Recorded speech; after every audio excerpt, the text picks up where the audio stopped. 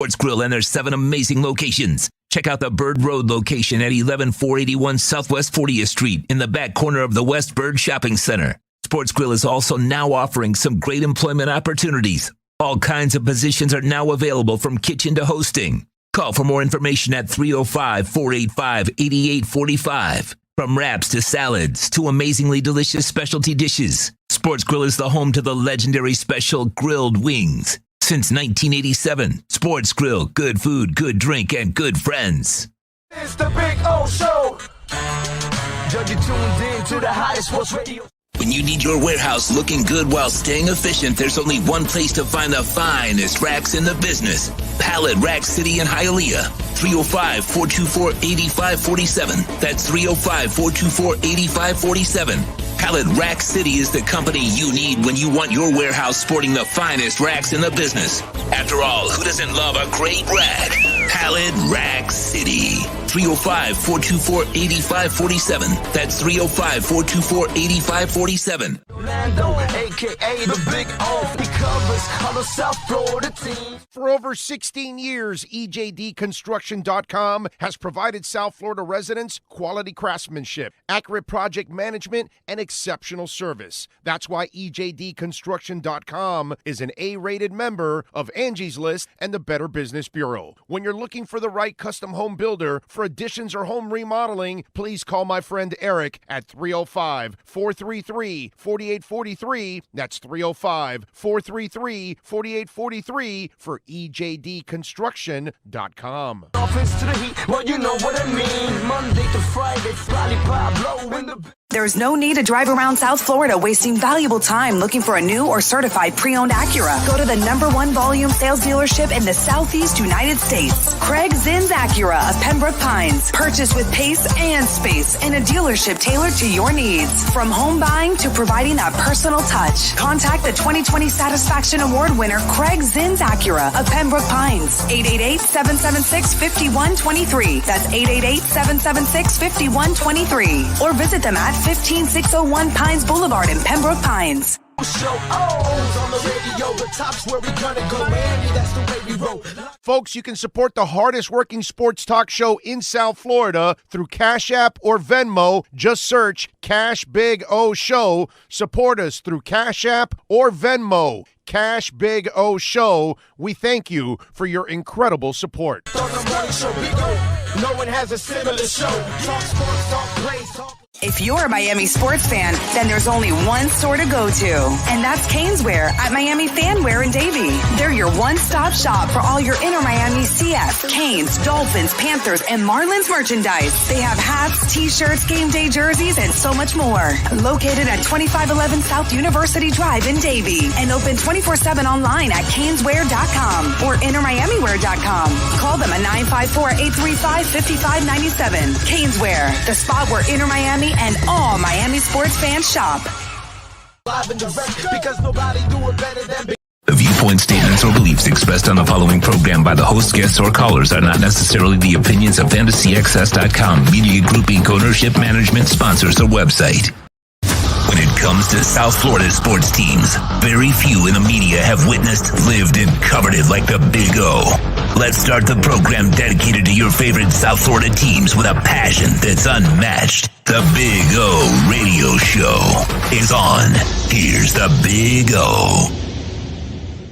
All righty, good morning or bad morning or ugly morning or shitty morning or whatever you want to call it type of morning.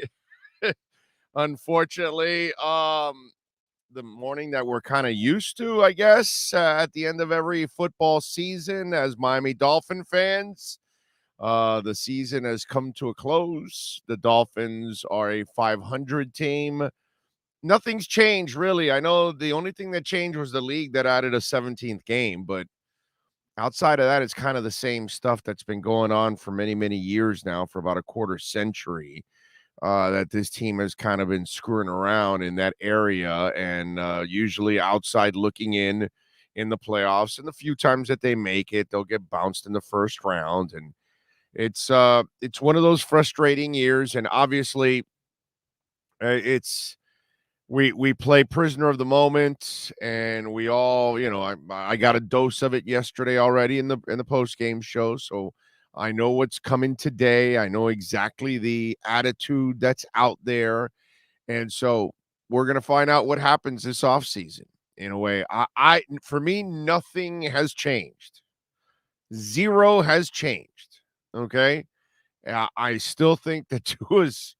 You could definitely win with Tua. I have no problems with that, but I know that you can never win with that coaching staff and that offensive line. No one, not Dan Marino, wins with that coaching staff and that offensive line. And so until you get a new coaching staff, and I'm talking about firing Flo, you will not go anywhere because there's no difference from Flo to Adam Gase to Tony Sperano to Joe Philbin to any of the other guys that they've had here in the past after, obviously, Don Shula. So really, that to me, none of that has changed.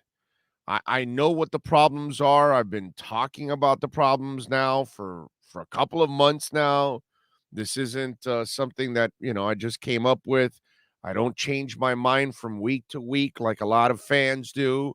That one week you believe, one week you don't, one week you want them fired, one week you don't. I'm consistent as hell. I stay on it, boom, until something that I believe then can, convince me it's not. And Flo has convinced me, I mean, 100% that he is not the coach. And the best thing to do is to fire the head coach and to move on. Okay? Find another head coach that can build a staff. I don't care who it is, but go find yourself a veteran coach. I don't care if it's a Jack Del Rio. I don't care if it's a Jim Caldwell. I don't care who you get. Okay, both guys have made the playoffs. Both guys have won double digits. So either one can build a staff, but you're going to need something like that to actually move this team forward and improve all areas of the football team, especially on the offensive side of the ball. But the defense has to be picked up too, because you can't, one of the things that's gone on in 20 years. Let me ask you something. Because when you're a mediocre coach, you're a mediocre coach. Doesn't matter if you're Dave Wannstedt, and it doesn't matter if you're Adam Gase, or it doesn't matter if you're Brian Flores. Okay? So let me ask you. The defense is supposed to be the strength of the team, right? So why'd they get run over yesterday? You tell me. Why? Why did they allow 200 yards? Why did they allow Foreman to look like Derrick Henry? That's because Brian Flores is a mediocre coach. That's all. It's pretty simple. Don't start with this whole 7-game winning streak. None of that means anything. It was a weakness in the schedule. It's a great accomplishment to win 7 in a row. Don't get me wrong. But they took advantage of a weakness in the schedule. And to their credit, they went and won the games.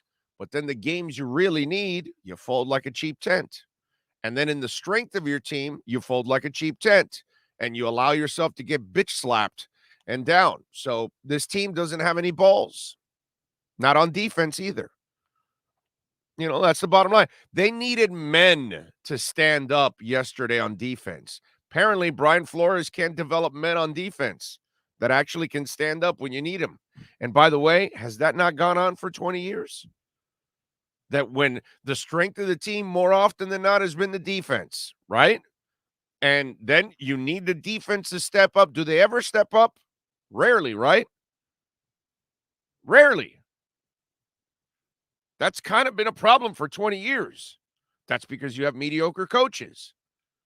So it doesn't matter. Even their strength will become a weakness in the key moment. And as I've said before, in 2005, Saban started 3-7, won 6 in a row to finish 9-7. 08, Sperano started 2-4, then went 9-1 to finish 11-5. Gase in 16 started 1-4, finished 9-2 to go 10-6. Other mediocre coaches have had the same kind of streaks that this guy has. Means nothing. What can you do? Can you be a difference maker as a coach, Brian Flores? Apparently not. Apparently you're good enough to be stuck in the middle. You're not. Brian Flores is no different than any of the other coaches. That's all you got to admit to yourself. Look, man, I was on the bandwagon too. I was on that train. And then, you start seeing proof and you have to change your mind. And some of you, I get it, you're afraid to make changes. So I understand if you're afraid to make changes. But change has to be made. You don't have the right coach. This guy is not easy to work for. People don't want to work for him. He will not be able to get the coaching staff he needs because he does not have people skills. I'm the only one in the media telling you this. Only one. Not nationally, not any of our insiders here locally. None of them will tell you this. And I keep telling them, go ahead and dig around. That guy's not liked in that building by his own coaches. He doesn't get along with people. This will be a difficult situation to resolve. And so there are, as I told you, not everybody's on the same page in that building. A lot of people in that building, they look at that offensive line coach like, what the hell is going on? I'm the only one telling you this. You will find out in the offseason when stuff starts to happen, and it needs to happen. If they don't make changes, then everyone will get fired next year. That's what's going to happen. I've seen this story before. And you cannot have a coach that can't get along with human beings. You can't get a coach that is not willing to be flexible. And you can't get a coach or can't keep him that has no Rolodex.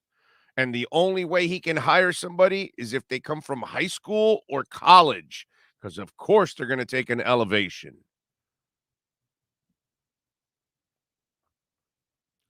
Ricardo Cuchican, thank you, sir, for a little love on the super chat here on a difficult Monday. Same old Dolphins. I'm so angry. 3 years, and are people still believing in this coaching staff? Is everybody blind? We draft a franchise QB and don't build crap around him. It's demoralizing. And that's because he chose not to have Flowers on the team and the Emmanuel guy on the team and not keep veteran players. He got rid of Kyle Van Noy, and he got rid of the safety, and he got rid of guys all over. He got rid of veteran leadership. This is a guy that he feels like he can do it all. He can coach every position. He feels like he doesn't need, the assistance from people. He doesn't need their opinions. His opinion is the only one that matters. That's how we get it from Brian Flores, unfortunately. And this is the major problem with the Dolphins. Until if Chris Greer and company don't fire him, if Stephen Ross isn't smart enough to see what's going on under him, the front office is not the problem. The front office has 3 incredibly talented guys that can get talent. All right? They tried the route of the young coach, and that's a really hard route to go because a lot of times you're going to miss on these young coaches because a lot of young coaches too, by the way, fail early on, and then they've got to find a way down the line in their second and third opportunities to become a decent head coach. Miami doesn't have that time anymore. You need to go find yourself a veteran coach who can put together a staff And this team, a lot of people will tell you, oh, no, they're incredibly far. No, they're not actually. They're not that far. Another good draft, and they can be a playoff team, but you need the right coaching staff. If you don't have the right coaching staff, it doesn't matter.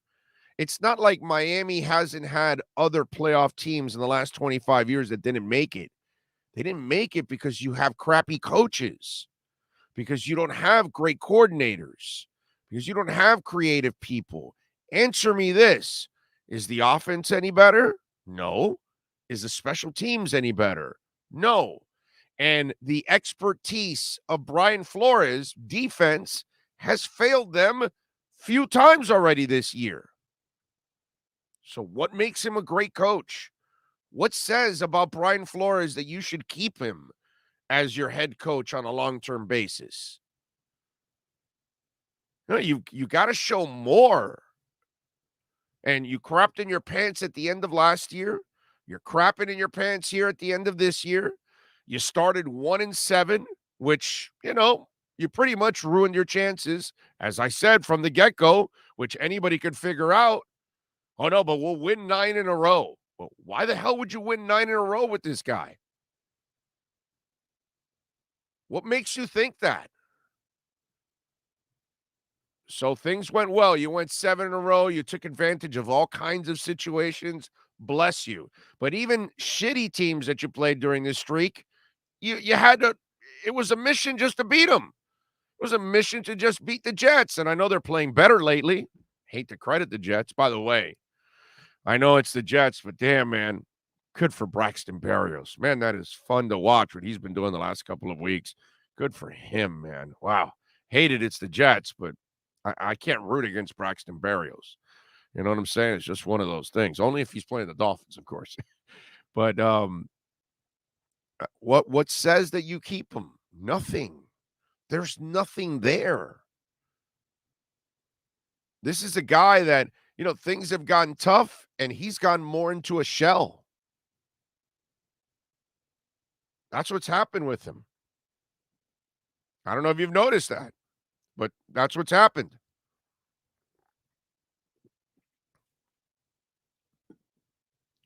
Can't handle the heat.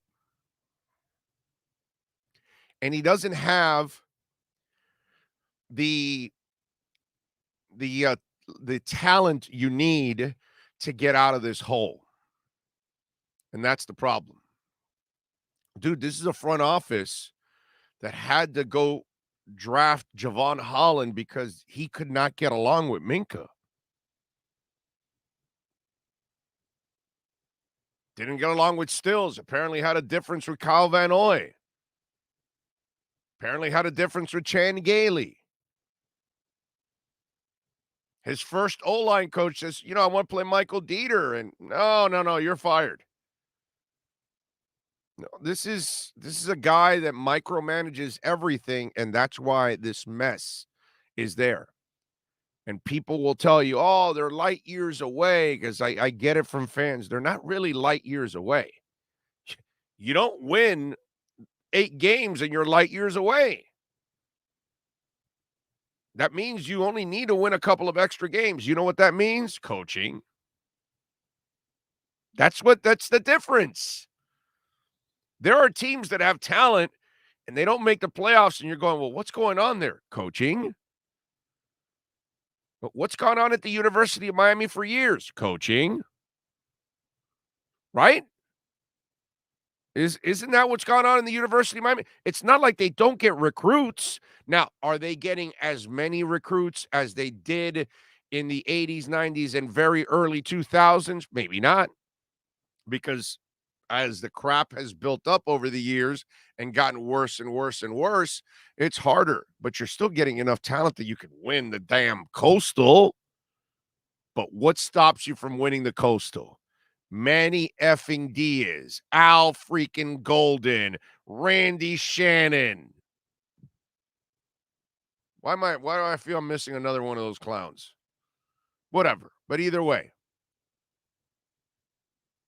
that's what stops you. Always stops you.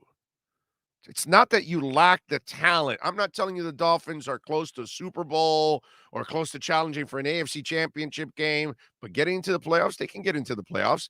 They can't get into the playoffs with this coaching staff. You can't get into the playoffs with a coaching staff that meddles in personnel way too much, and a coach just like Joe Philbin who struggles to get along with human beings. Oh, and Adam Gase, by the way.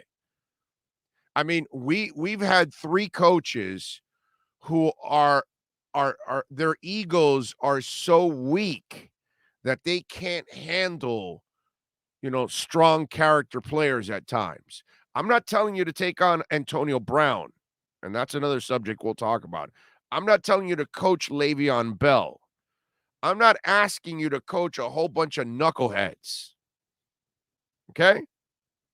I'm not asking you to do that. And they're not drafting a whole bunch of knuckleheads last time I checked. They've taken chances on a couple of knuckleheads, but your roster's not full of them. They're usually guys that you bring in and you can cut right away, like the running back, like the tackle from Tennessee, like Preston Williams soon enough will be, guys that are fringe players. You didn't really, invest anything on them, but they have talent. If you convert them, great. If you can't, they're out of here. We'll send them to the Inquisition. What a show. The Inquisition. Here we go. Anyway, the changes have to come. And they're going to survive this offseason, the front office, that is. They will not survive next offseason if they bring back Brian Flores. They will have dug their grave, and they will be dead and buried because Brian Flores is not going to figure it out next year. Okay? No matter what my man NorCal wants to say, because he says it every week. Oh, yeah, well, I believe in Brian Flores. I'll bring him back next year, and, he'll get the coaches and all that. And that's what the typical blind-ass fan says. And I love NorCal to death. I'll do anything for NorCal. But I'm also, since he's my brother, I'm going to tell him the truth. I'm going to be brutally honest with him because I don't lie to my family. I tell them exactly what it is. If I screwed up, I'm going to tell them, hey, I screwed up and I did this and I apologize immensely and I got to make up for it. I'm sorry. So I'm going to tell you, good or bad, it don't matter. And this is bad, not the kind of bad for me, but the kind of bad for all of us. They have personnel. Greer knows what he's doing. Reggie McKenzie knows what he's doing.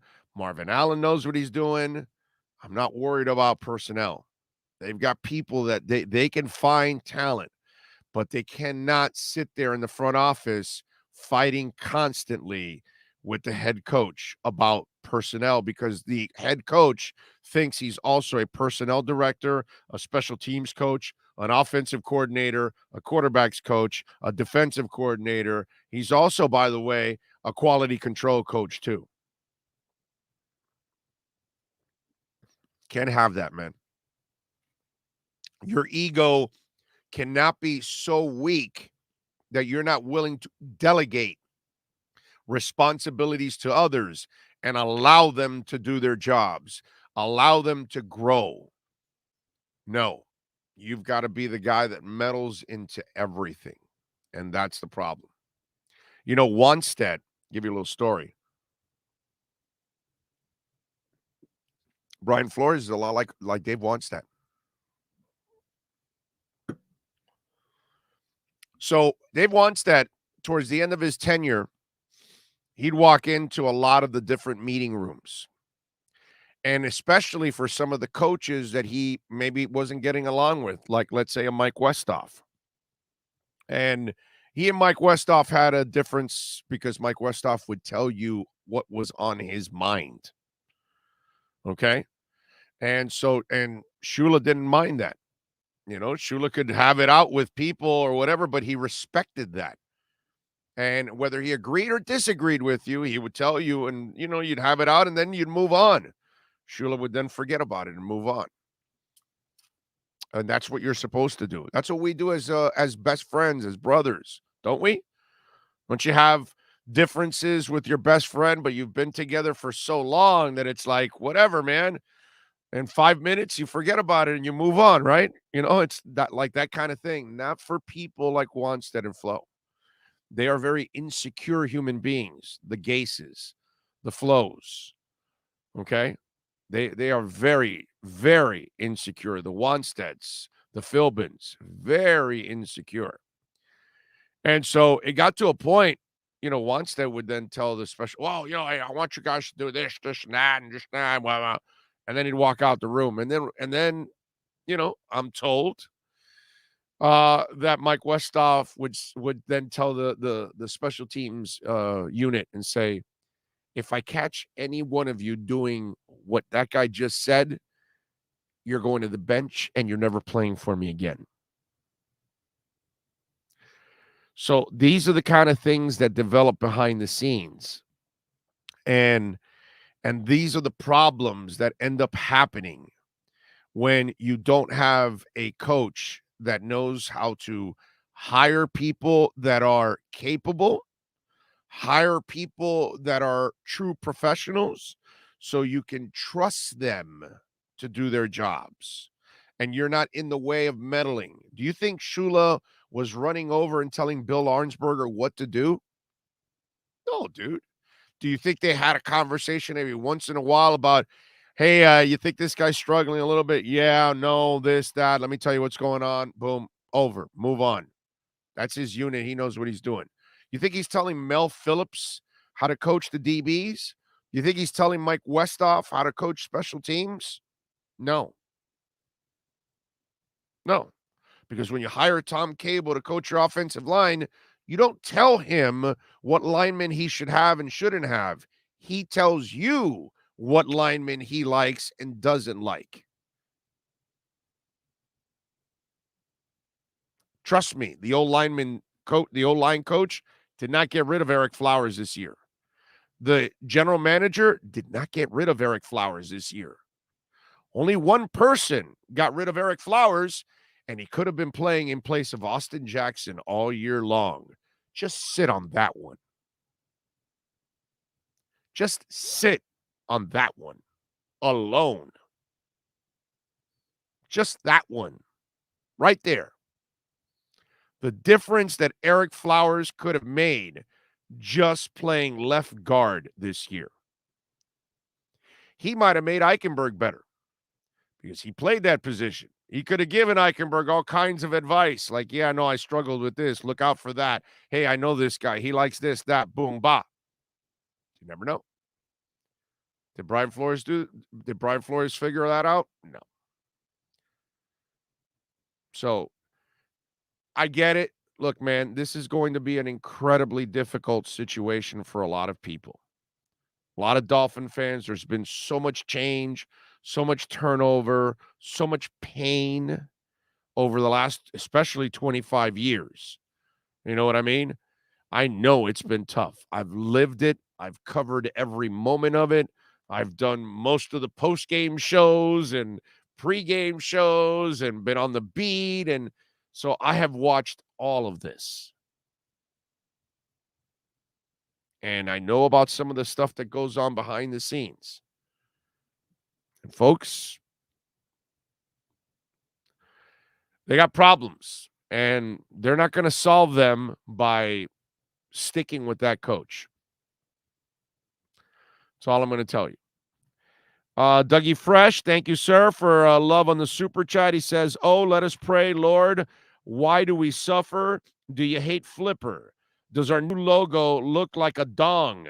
Lord, Big O, Sean, and every circus carney in the charts are sorry. Please end this plague. Amen. Thank you, my brother. You're always good for a laugh. Cap for Life, thank you, sir, for the love on the super chat. He says, enough with the excuses. Ryan Tannehill owns you, bro. Yeah, no, he owns me. Oh, God, yeah, he was so amazing. Flores camouflages Tua's weaknesses, RPOs, and still nada. You can't do an RPO if you don't have an offensive line and a running game, dude. But whatever. Let's not leave out the facts and all that. And let's see, top 5 defense in 2 years, and you want Flores gone. Yeah, and Dave Wannstedt won 11 games twice and 10 games once. Big deal, bro. So what? So you want half a coach? Cap for life? That's really smart. You want a guy that can only coach defense, but by the way, not a defense that can actually step up when you need it. So it's not like they stepped up against Buffalo last year, and it's not like they stepped up yesterday against Donta Foreman. Not Derrick Henry, Donta Foreman. Okay? But hey, man, listen, Cap for life. If you want half a coach, no, I'm sorry. If you want a third of a coach to run the Dolphins and meddle and destroy, you go ahead and do it, bro. Because he's so exceptional on special teams and on offense. But if you want a third of a coach, you go for it, brother. You'll see how it all will work out. Just like when you extend Philbin, just like when you keep Sperano around, just like when you keep Adam Gase around. This is a broken record, man. That's what this is. Fact is, Duke ran for 50 yards in one half of football. And why didn't Brian Flores, the great coach, stick with him? You got to ask yourself that. Okay? Ask yourself that, Duke for life. Appreciate all the super chats. But you're still completely wrong on pretty much everything that you pointed out. But I appreciate the super chats that made 0 sense, but, it's all good. So Duke Johnson runs 7 times for 49 yards, but your head coach doesn't want to keep using him. Meanwhile, Mike Vrabel used his running backs and made it manageable for Tannehill, as we told you yesterday.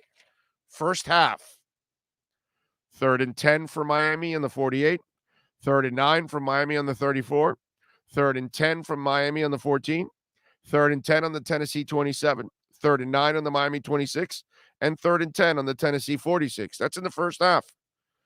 First half for Tennessee, 3rd and 10 on the Tennessee 30, 3rd and 1 on the Tennessee 47, 3rd and 6 on the Miami 10, 3rd and 2 on the Miami 26, 3rd and 7 on the Miami 42nd, and 3rd and 1 on the Tennessee 34.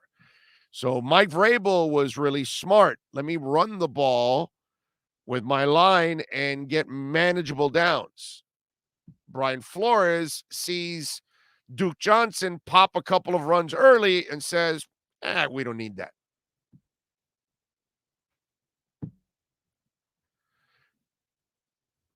But hey, man, listen, dude, if you want half a coach, Cap for life, I'm sorry, a third of a coach, you can have a third of a coach, my brother. So if you want the coach that has high school coaches and college coaches as his assistants, last time I wondered, do they have a nursery also at the facility?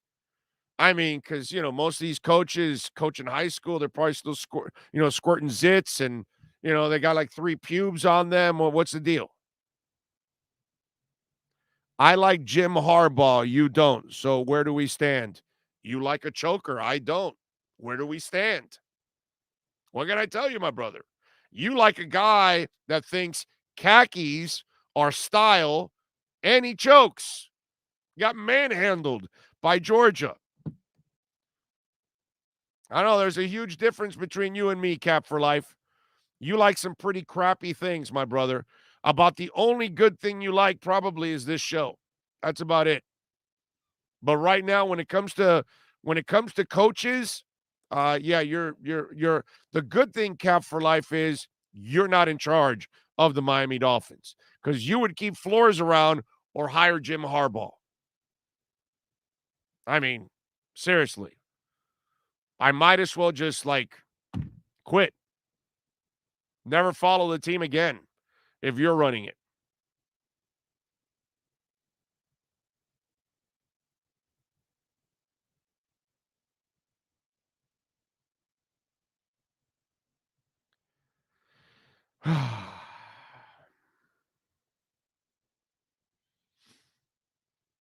855-912-1056. That's 855-912-1056. If you want to get in on the program, you can also reach out to us on Twitter.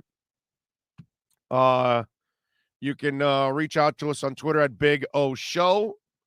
And you can also reach out Cash App or Venmo if you want to make a donation. That's Cash Big O Show.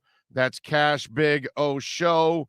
If you want to reach out to us on Cash App or Venmo, appreciate those of you already that have made a trip to the Super Chat for us. Let's see here. What else do we have? We are waiting Omar Kelly. Why don't we do this? Let's do this. Let's get a quick break before we go to Omar Kelly. EJD Construction, by the way, is a proud sponsor of our show. Hey, call Eric and all the great people out there. 305-433-4843. Listen, you know the Dolphins need to remodel their line, right? And they need to remodel that entire coaching staff, including Flores. Well, you might need to remodel that home. You might need to add an addition. You might need to remodel that kitchen. Maybe you want to create a man cave. Now you're staying home more often because of damn COVID continues to linger, right? Well, you want to make a more safe place for you to hang out. That's your home, right? So create that man cave. Call EJD Construction, folks. If the family's growing, you want to make an addition. Maybe you want to improve the backyard and do something back there. A lot of people are using the backyard for cookouts, hangouts, all kinds of stuff. EJD Construction can help you on all that. They're licensed and insured. Hey, listen, custom home construction, major home remodeling. Eric has been at this for a long, long time. 305-433-4843 for EJDconstruction.com.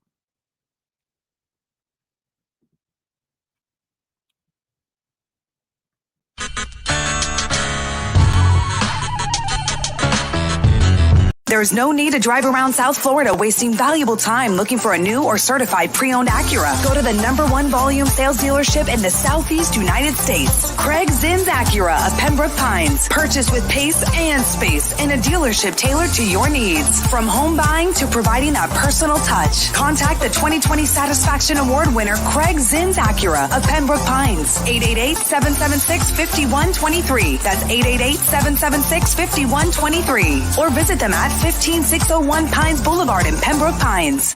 The Big O Radio Show is looking for partners to join our growing platform. If your business is ready to reach an audience that starts in Florida, crosses the nation while expanding internationally, this is the program that provides that vehicle. The Big O Radio Show is ready to broadcast live anywhere in the world to represent your event or product. To reach out by phone, 786-754-4664. That's 786-754-4664. Or email bigoradioshow@yahoo.com. Help us grow as we provide the content and personal connection corporate entities will never achieve. Folks, you can support the hardest working sports talk show in South Florida through Cash App or Venmo. Just search Cash Big O Show. Support us through Cash App or Venmo. Cash Big O Show. We thank you for your incredible support. If you're a Miami sports fan, then there's only one store to go to, and that's Caneswear at Miami Fanwear in Davie. They're your one-stop shop for all your inner Miami CF, Canes, Dolphins, Panthers, and Marlins merchandise. They have hats, t-shirts, game day jerseys, and so much more. Located at 2511 South University Drive in Davie, and open 24/7 online at caneswear.com or innermiamiwear.com. Call them at 954-835-5597. Caneswear, the spot where Inner Miami and all Miami sports fans shop. When it comes to South Florida sports teams, very few in the media have witnessed, lived, and covered it like the Big O. Let's start the program dedicated to your favorite South Florida teams with a passion that's unmatched. The Big O Radio Show is on. Here's the Big O. We back. We waiting for Omar Kelly, baby. And by the way, you see there the Fort Lauderdale Police. Pretty soon we'll be broadcasting from the Fort Lauderdale Police Department. It might be this week or next week. I think it'll be more along the lines sometime next week. We'll probably be over at the Fort Lauderdale Police Department. Looking forward to hanging out at the FLPD. Yeah, baby. And by the way, they're hiring right now. So they're hiring certified and uncertified officers. So if you are listening to me and watching me and you're in New York and you want to get the hell out of that city because the mayor there is crap and he treats his cops like crap, come on down, baby. Come to Florida. Come to the FLPD. Join down here in South Florida. Plus, come on. Anyways, we are the sixth borough. You know what I'm saying? Chicago. You know what I'm saying? All you certified police officers that you deserve a better home. Come on down. Come on down. Join us in our community. Fort Lauderdale Police Department, they are hiring certified and uncertified. So make sure you reach out, all right? And tell them you heard it here. FLPDjobs.com. That's FLPDjobs.com. It is time for the man, the myth, the legend, the EJDconstruction.com Miami Dolphins report with Omar Kelly. The Big O Radio Show is home for the hardcore Dolphins fan. That's why we give you Omar Kelly twice a week. Buckle up. It's time for the EJDconstruction.com Miami Dolphins report exclusively on the Big O Radio Show. Friday, I think we have Omar. I just see a white screen there, now a dark screen. I don't know. Are you there, Omar?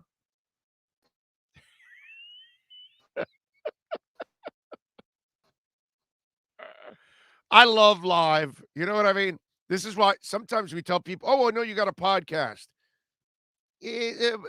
Pump the brakes. You know, we're just not a regular podcast. You know, regular podcasts, they record it behind the scenes. They dress it up. They edit it. They do all that. No. See, you all, most of you podcasters, you got stage fright. So you don't do it live, but I like live. I want to do it live so everything happens the way it's going to happen. It's natural. I'm going to make my mistakes. You know what I mean? That's the way you want things to be because I'm a human being and I want you guys to see this broadcast for what it is.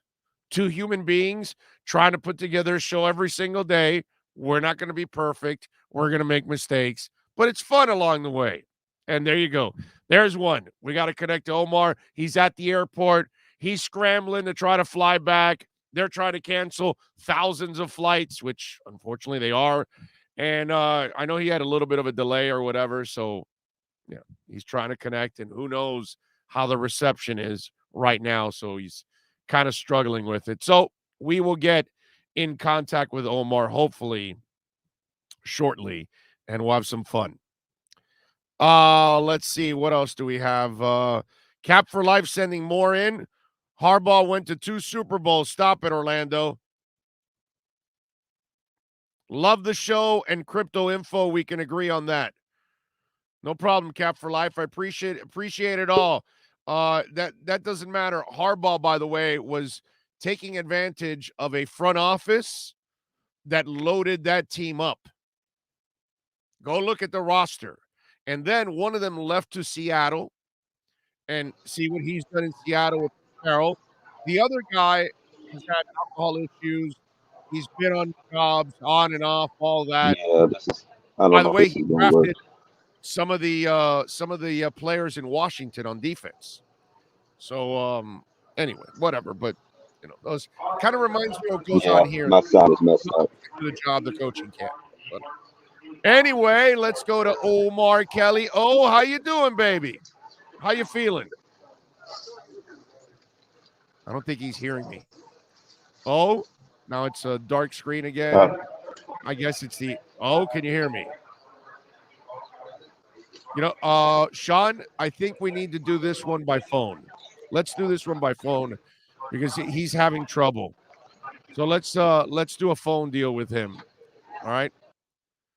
Yeah, let's do that. The video's a little too heavy right now in the airport. And you can imagine that all the airports nowadays are kind of packed because there's a lot of people trying to get in and out of all these airports and flights are being canceled and they're trying to scramble to get others. I mean, traveling right now has got to be an incredible bitch, man. By the way, for you Dolphin fans, I went to Tennessee. I hope you all are safe and getting back, and you're all good out there, man.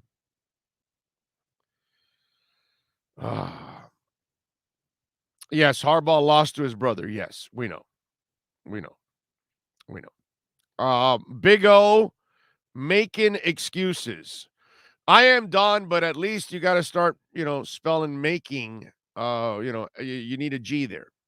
Okay. I get it. So quick to, I gotta get my shot in.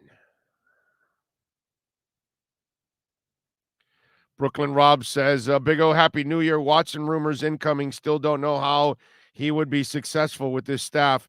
No quarterback. Marino would not win with this staff and offensive line. Marino would be injured already with this offensive line because he doesn't move. He has no feet whatsoever. So he would have been dead in the water. He would have gotten rid of it at a second. That might have saved Marino, actually. It might have saved him. But yeah, that's about it. We can actually hear Omar. No, I heard very little, but he could not stay consistent with it. Yeah, I can hear you now, but all right, there we go. Yeah, because video's a little heavier, my brother, and I think that was the issue with it. So yeah. Today, I think it's better that we do audio since you're at the airport. All right. So, are you on time, or what's the deal? I don't know. We're trying to get on a plane, and de-ice is like 2 flights to Miami that already got canceled. At this point, I'm just hopeful I could get on a plane and could take off, and I'll land somewhere closer to Miami. All right. That's the reality. That's the realities of traveling, though. Yeah, I know, man. That sucks, man. All right. So, day after, I'm sure you did some thinking about some of the stuff that went on. Your thoughts day after the debacle at the hands of the Titans. I think the areas of your team that weren't strong got exposed. That's what good coaching does. I think it's clear that you got to reevaluate everything you're doing from an offensive standpoint, and really consider making major changes. Starts with offensive line coach. I added it up. There are 8 games this season where the Dolphins have produced less than 300 yards, and that's unacceptable in the NFL. Not in today's NFL. And you really got to reconsider what you do moving forward if you're going to want to become one of these legitimate teams. You understand what I'm saying? Yeah, no, I'm with you. So, yeah, but how do you look at the teams that you've lost to? You got beat down by the Bills twice. You're not even in their league. Right. Tampa Bay embarrassed you, and now the team led by Ryan Tannehill that's about to win the AFC's #1 seed, the Tennessee Titans, they dominated you. Right. You're not in the league with the teams that are playoff contenders. You're a pretender. Okay, so but do you have the coaching staff that if they had the talent, they could make them contenders? On offense, no, you don't. On offense, no, you don't. On defense, you do. Oh no! Wait a minute. One more thing. Do you have it on special teams also? Because I don't think so. Well, I mean, they've had 2 good years on special teams. This year's been a crap show. So, for various reasons, maybe if they and you're going to celebrate this, but maybe if they still had Jakeem Grant, maybe they would have a decent special teams unit. But maybe you got to reevaluate what you do with your punter. But it's not all horrible. It could be. You're just having a rough year. No, I know, but it's that you wonder if that's a problem to come now. On top of all of that, and if you're so good on defense and you've got the defensive mind, so then why did you get pushed around yesterday and Foreman ran all over your ass? Which, by the way, Omar, has kind of been a thing for 20 years now, that the moments that you do need the defense, a lot of times they don't show up late in the season. Yeah, I mean, I think that's really a case of just a great game plan in terms of what they were doing. Basically they got those big runs. They attacked Landon Roberts the whole game. They got him into a specific formation and attacked Landon Roberts the whole game. And when they did get him blocked on the second level, it was hard for them to take him down. So that's what Wilkins says when he says they figured us out. Yeah, pretty much. I mean, yeah, pretty much. It was a. They were. So let me ask you. They got Miami into a 4-3 look. Landon was the only guy on the inside, and when he got blocked on the second level, sometimes it was by their center. It was just free runs, and it was Christian Wilkins. When he said I got us figured out, I was like, oh crap! Like I've never heard that before. Right. And so many opponents hadn't figured them out yet. Okay, so when Wilkins says they figured us out, and what else does Flo have to stand on if he can't stand on his defense? I'm trying to figure out how anybody can justify. Okay, go ahead. I'm sorry. He's there at the airport. He's got a lot of stuff going on, so live radio, baby. That's how we do it here. You good? Hey, yeah, I'm good, man. Okay. So I'm still trying to figure out, and nobody can make a case. Nobody can make a case for keeping Flo. There's no relevant reason. There's no real reason to keep the guy. He doesn't excel with his defense when you need, and he can't build a staff. So what's he good for?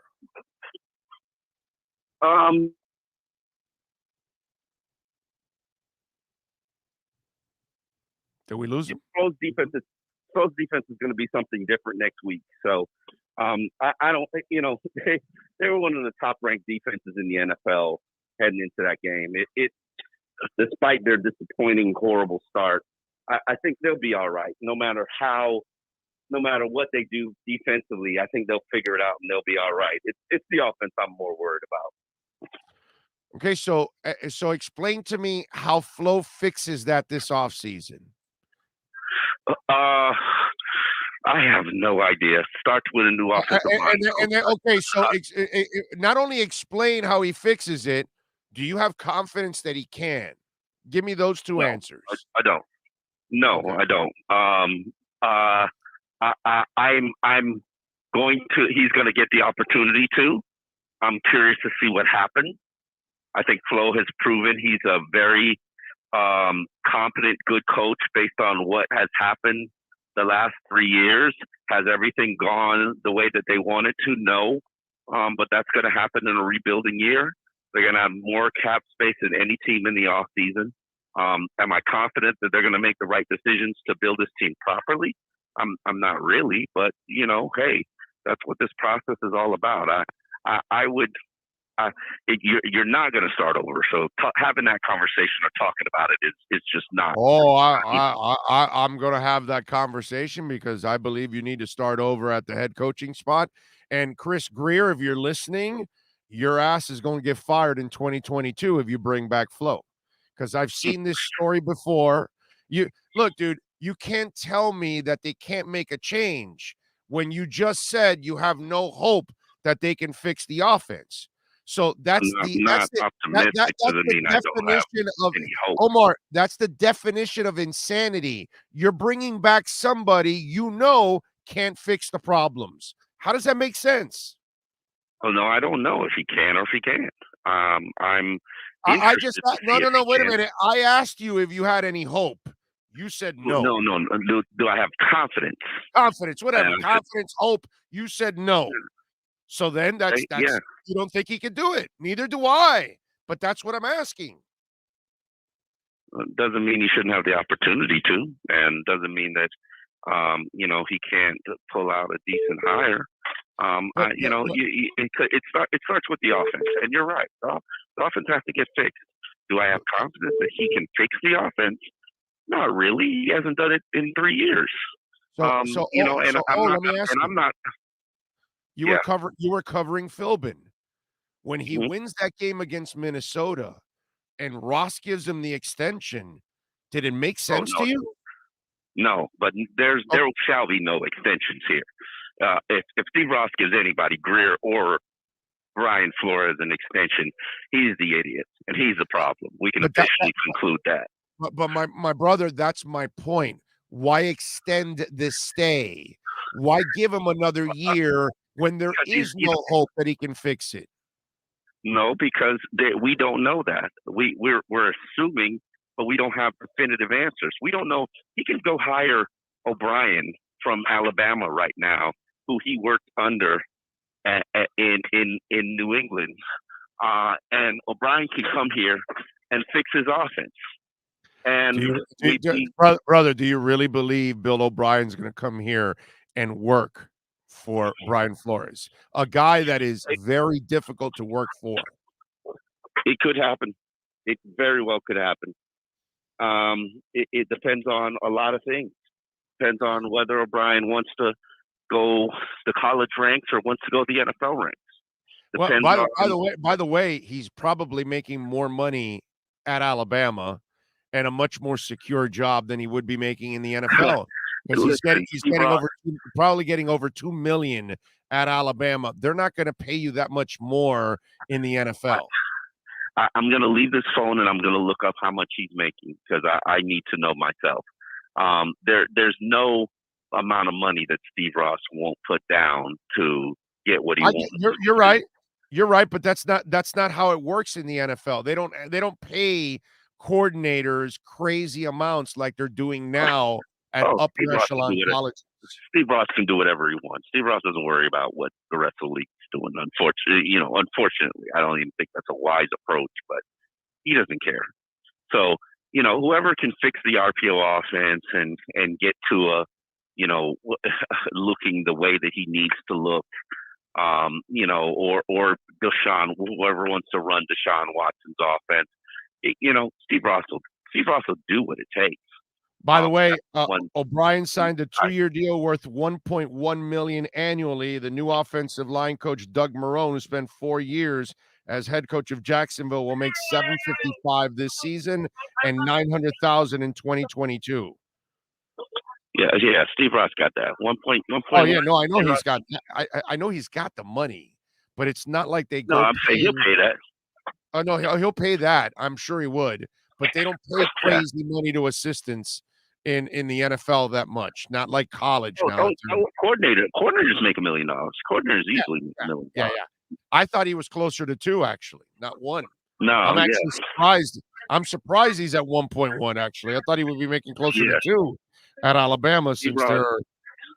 But here's my problem. Here's my problem with this. You're going off of something that you have zero proof and zero track record, like everybody else that says this. My track record is he's made 7 changes at offense and offensive coordinator, offensive line, and he has a tendency of not wanting veteran coaches around him at all.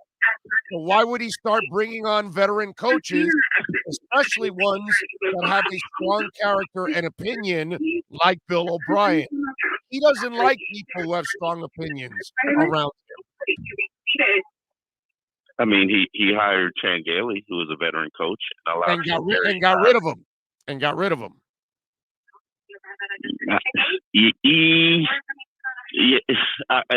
I can't tell you whether he got rid of him. He got rid of his staff, but I can tell you whether Chan left not wanting to deal with this shit. So, yes. Is it an issue that he needs to fix? Absolutely. Is it going to be his undoing? Certainly is. But he's earned the right and the opportunity to fix and address it. But think about what you just said. Is it going to be his undoing? Yes, it is. But he's earned the right to come back. That doesn't make any sense, Omar. Yeah. Look, your heart is telling you the answer, but you refuse to allow your brain to go with your heart and your gut. Your gut, dude, is 1,000% right. Your gut is telling you everything you need to know, Omar, and you're not going with it, dude. I don't know what coaches are going to be out there and available and looking for work and looking at Tua and seeing this opportunity and saying, this is a great opportunity for me. And I don't mind working with Brian Flores. I don't know. I don't know the answers. What I can tell you with certainty, no doubt in my mind, no reservation at all, is that Brian Flores will be back. And he is going to be Steve Ross's coach for the Miami Dolphins. Whether you like it or the fan base likes it, I definitely don't like it. I definitely don't like. It ain't a change. Ain't gonna happen. So you could wish, dream, even if he doesn't make a single change to his offensive staff, it ain't gonna happen. Steve Ross is gonna ride with him because Steve Ross is unfortunately a ride or die kind of guy with his coaches, and he's going to give Brian Flores 4 seasons. It doesn't matter what happens on Sunday. It didn't even matter what happened in this turnaround this season. They probably would have had to have gone 3-14 for Steve Ross to even consider firing Brian Flores. But Steve Ross is not going to fire him. It's like that's just the reality that you got to deal with. You got to stomach it, whether you like it or not. I don't know. Hey, listen. I've got to live with it. Okay. I never wanted Philbin hired, and I had to live with it for 4 years. I wanted Sperano out after maybe the second year. I had to live with it. You know what I'm saying? I wanted Adam Gase gone after his second year. I had to live with it. So I'm kind of used to watching all of this crap and having and already saying, hey, you got to fire the guy, and they keep him around, extra time. So I'm used to all of it. Eventually you'll be right. Eventually I will. Yeah, I know, but meanwhile, I have to suffer watching my beloved Dolphins, setback, because here's my problem. Oh, and I've talked about this before, dude. And I watched it, and so did you, and you've covered some of this. I watched Jason Taylor and Zach Thomas and Pat Surtain and Sam Madison and Tim Bowens get old on my ass because you couldn't figure out the offense. And I watched Cam Wake and Jones and some other defensive players, Soliai and other guys get old or move on to teams because you couldn't figure out the offense. And now I'm watching a young Jalen Phillips and Raekwon Davis and Brandon Jones and Holland and all these guys, and I don't want them to get old because you can't figure out the offense. This has been a vicious cycle for 25 years, and I want to get off this vicious cycle. Yeah, go get an elite quarterback then. So it's only solution. Elite quarterback would die behind this line and this coaching staff, dude. Yeah, but it's a starting point. You don't get anywhere with this coaching staff and O-line, my man. It doesn't matter. David Mills won the same amount of games as Watson did last year, and David Mills did it with a shittier team. Listen, I'm not arguing with you. We keep repeating the same mistakes that we've made for 2 decades, and the reality is, it's a consistent thing. We've always had mediocre quarterbacks or non-upper echelon quarterbacks. It is what it is. It's the reality of where this organization is, and I don't know whether Tua can be a leader or not. I don't know whether he's a difference maker. I believe in Tua. I want to continue investing in Tua. He played like poop yesterday. And I'm sorry, you can't fumble the ball 3 times. You can't throw an interception. You can't have 2 interceptions dropped on you. You can't, short hop passes. Like, I'm sorry, that can't happen.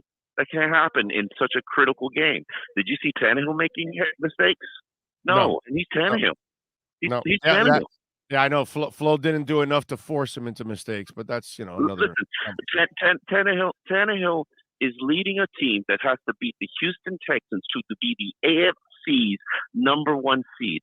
When can you ever say that you thought that Ryan Tannehill would lead the best team in the AFC without Derrick Henry?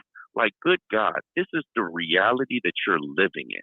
Yeah, I know. Yeah. The only thing I disagree is leading. He's just riding on the coattails of everything else going on, but that's fine. I'm sorry, but he's an efficient game manager. Yes, he is. That he is. Not a leader, but he's an efficient game manager. Yes. It'll probably never win him a championship, but he has one wide receiver on that team. That's it. Right. And he beat the snot out of you with one wide receiver. Yeah. Okay. He did it. Like 2 touchdowns. Foreman beat the snot out of you. That's who really beat the snot out of you, but whatever. Oh, well, they ran it. So they dominated on the ground. They punched Miami in the mouth, and they pushed around Flo, and he couldn't do anything. he and his defense folded like a cheap tent. That's what ended up happening. All right, by the way, it was really important stuff. Do you have a Chick-fil-A at least in that airport? No, but there was a Burger King, which is my number one breakfast of choice. Wow, I didn't So, know that. Okay, well, what do you get at BK? yeah, the croissant egg and sausage, no cheese. Okay, all right. I mean, BK's, Wendy's was trying to make a come up, and their biscuit is pretty good, but they had their biscuit for $1, and then they took it away, and they upped the price to like $6 breakfast biscuit, and I was just like, nah, I'm out. I'm going back to Chris sandwich. Okay, all right. Well, at least you had it your way. That's all that matters, my brother. That's it. All Yeah, right. Well, get your ass on a plane. Be safe. yeah, I'm on And, the plane. oh, you are. You're sitting. I on the don't plane? have to. That's awesome. Yeah, literally, I'm on the plane. Hopefully, it takes off. You think, there's a flight. People were on the plane from 6 a.m. and they got them off. They were headed to Miami, and they were like, "Oh, we got to de-ice it." They never got to de-ice it, but it looks like it's warm enough to I don't see any ice, so we should be ready to go. All right, good, bro. There you go. Hopefully, no Karens on the plane, and you'll be all right. And by the way, have your camera ready. Film the Karen because you can make some money by filming Karens. Trust me on that. I've made some jingle on some Karens, so it's a beautiful thing. All right, you be good out there. All right. All right, be good. There you go, Omar Kelly and the EJDconstruction.com Miami Dolphins report. You've been listening to the EJDconstruction.com Miami Dolphins report with Omar Kelly. For additions, home remodeling, or custom work, call Eric at 305-433-4843. EJDconstruction.com is the custom home builder and general contractor you can trust. 305-433-4843. Life sends in another super chat. You are on fire today, Cap for Life. He says, correct me if I'm wrong. Gailey left on his own. No. Yes, that's Gailey left on his own, my brother. Okay. Or Gailey left because he hated Tua. Believe all you want there, bro. Believe all you want. Yeah, Gailey left because on his own. He wanted to retire. It was over. He just, that's exactly it. You go ahead and believe that one, man. You believe everything that they tell you out there, and they everything that they repeat that they tell them, but they really don't tell them. But that's fine. Whatever. Anyway, I'm glad he's on a damn plane because that's really the most important thing. God, I mean, all of you Dolphin fans out there traveling, man, I pray for you. Hope you get home safe and quick, and you're not dragging on and all that, because it is a really bad time to be deciding to travel. And how about some of these Dolphin fans that it's back-to-back road trips. They went from New Orleans to Tennessee. Although I saw on Twitter, some of you all, man, you guys are living the life. You're like hanging out all week in New Orleans, and then now you're going to Tennessee or something. I don't know. You must be on vacation or something, or maybe Biden gave you all that money and you can do it. I don't know. I mean, Biden's put like a lot of people on vacation. Meanwhile, he's crippled the dollar, but hey, let's not, whatever. Bitcoin, take advantage. It's in the 47s. Just saying. Your money in the bank. I'm not a financial advisor, but your money in the bank is just going like this. Wrong bank to have it in. Just saying. Eagles, Cap for Life again. Eagles, Chargers, Bengals, all in the playoffs. All better coaching staffs. What can I tell you? All better coaching staffs. If you had a better coaching staff, you would also be in the playoffs. But what can I tell you? This is, and you see what Omar, his gut is telling him he can't fix it, but he's earned the right to come back again. Why is he earned the right to come back again? I'm sorry, did he make the playoffs in 3 years? I must have missed that. What happened? Where are those playoffs? So each year you start off slow and then you choke at the end. Okay, so that's the MO now. All right.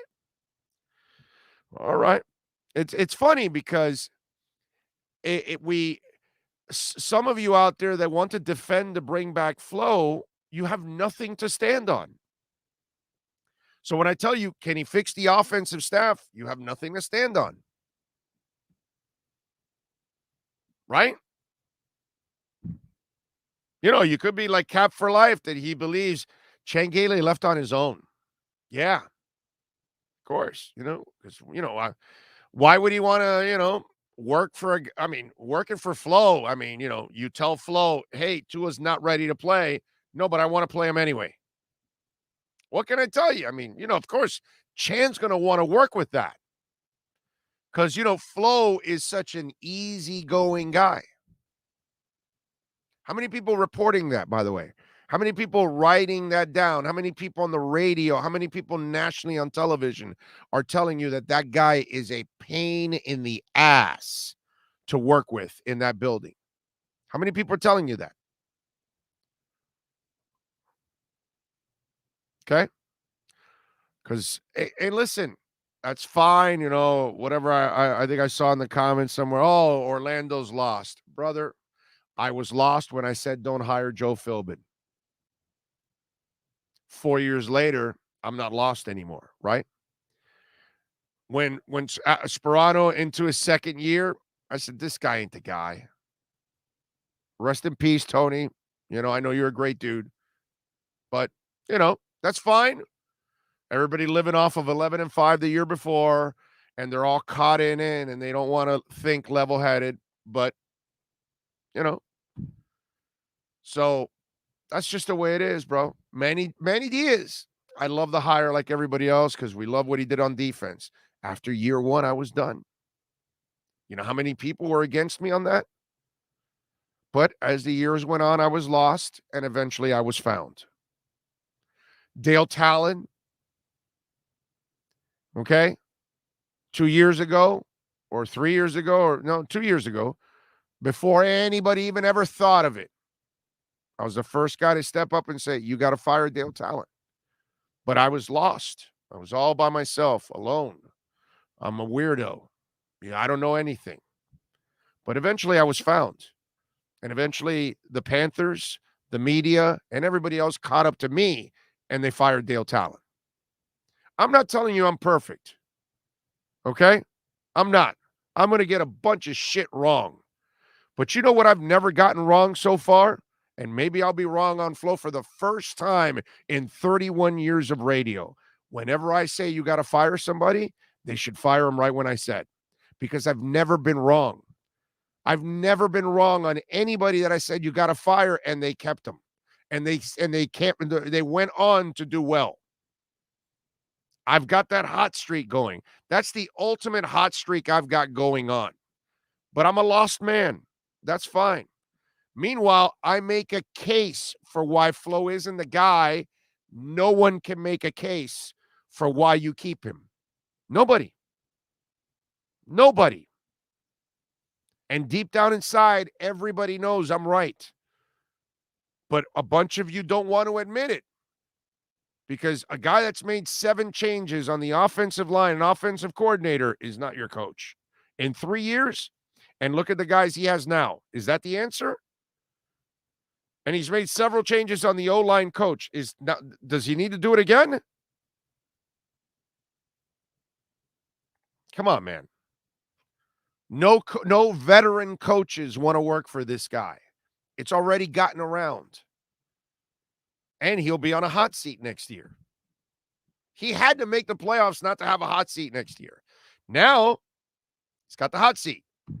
So why are you going to bring back somebody on a hot seat that has already proven to you over and over again he can't do it? And he doesn't have the Rolodex to build a coaching staff. Over and over again. Not just once. You got to do it over and over and over again. Like Eric Spoelstra has rebuilt his coaching staff 3 times during his tenure with the Miami Heat. Any setbacks? Does a team suck ever? No. They're always well coached. They always play hard. They're always well prepared. Every player improves on the Miami Heat roster. Everyone finds a way to be a contributor on the Miami Heat roster. They find people off the street and make them competent. Okay? That's what you need. And that's what Flo can deliver. Cap for life again. Tua ain't Fitz. He's his word, don't shoot the messenger. I never said that Tua was Fitz. Of course not. 17 years to no experience. You know, again, terrible comparison. No young quarterback is going to be in Fitz's category early on because Fitz has seen everything and has played in chaos his whole life because he's been a backup quarterback. And every time he comes into a situation, he's coming into a terrible situation because the starter got injured, because the team is terrible, because the team is struggling, all of that. And then they go to Fitz. So when he came here, he was in his environment. But I get it, Cap for life. You're a prisoner of the moment, and you repeat things that probably other people don't repeat, and they don't make any sense. But then you don't take the time to actually understand that you have an educated quarterback at the pro level for 17 years and a rookie who was coming off a hip surgery and has not been in the NFL, did not get the first team reps, but you want him to perform like a 17-year veteran that has seen everything. That alone in itself shows a lack of knowledge of football. Because most young quarterbacks will never be at his level right when they get in the league. It's going to take them a couple years to see everything that a Ryan Fitzpatrick has seen. Now, they may end up being better quarterbacks than Ryan Fitzpatrick, but at the moment, the education that Ryan Fitzpatrick has is something that Tua or no one else has in their first year. And he just completed his first year of playing. He's only a couple of games over into his second year. But why should we go with the facts? Yeah. You were dead wrong about Tannehill. Tannehill's nothing. He still isn't jack shit. What did he do yesterday? He didn't have to do anything. He only had to complete a couple passes. That's it. It was Foreman in the defense that dominated that game. He's a game manager, dude. He's nothing. Should we go get Watson? Appreciate the super chat, but is he cleared of legal issues? That you know what? That's how everything's going to be answered now. When you ask me that question, I'm going to say, is he cleared of legal issues? No. Okay. When he is, we'll talk about it. Okay. When Watson's cleared of legal issues, we'll talk about it. Okay. If you guys want, you can go listen to Drew Rosenhaus's dumbass who thought they were going to clear it up at the beginning of the season with 2 weeks left. 2 weeks prior to the season starting, Drew Rosenhaus was on Channel 7 thinking that they were going to clear up all the legal issues. And then the idiots then followed up during the season that they were going to clear it up. And meanwhile, on our show, we kept telling you, no way they clear up any of this right away. Not going to happen. Sure enough, it never happened. So I'm not falling for the banana in the tailpipe anymore. All right? Listen. Go listen to QAM. All right? They probably struggle to talk 30 minutes in an hour because they don't work hard enough over there. So ask them, and then they can go and chase their tail for a half hour talking about Watson since they have no creativity in how they do sports talk. They'll just repeat segments and repeat, interviews. So listen to lazy radio. That's why it's dead and buried.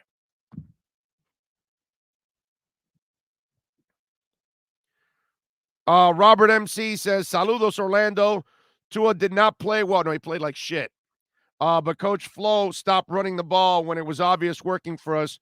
Why did Flo not challenge? Because Flo is useless. Let's just call it like we see it. Okay? Flo is useless. He's a terrible coach. He's lucky to have this job. He doesn't belong anywhere near a sideline as a head coach.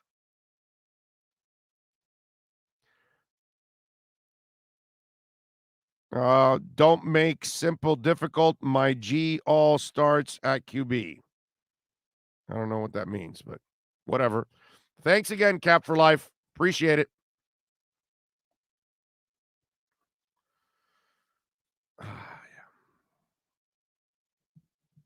Let's see.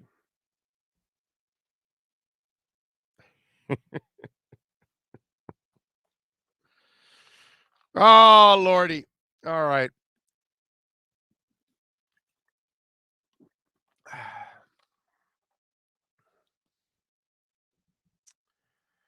What else do we have to talk about on the show?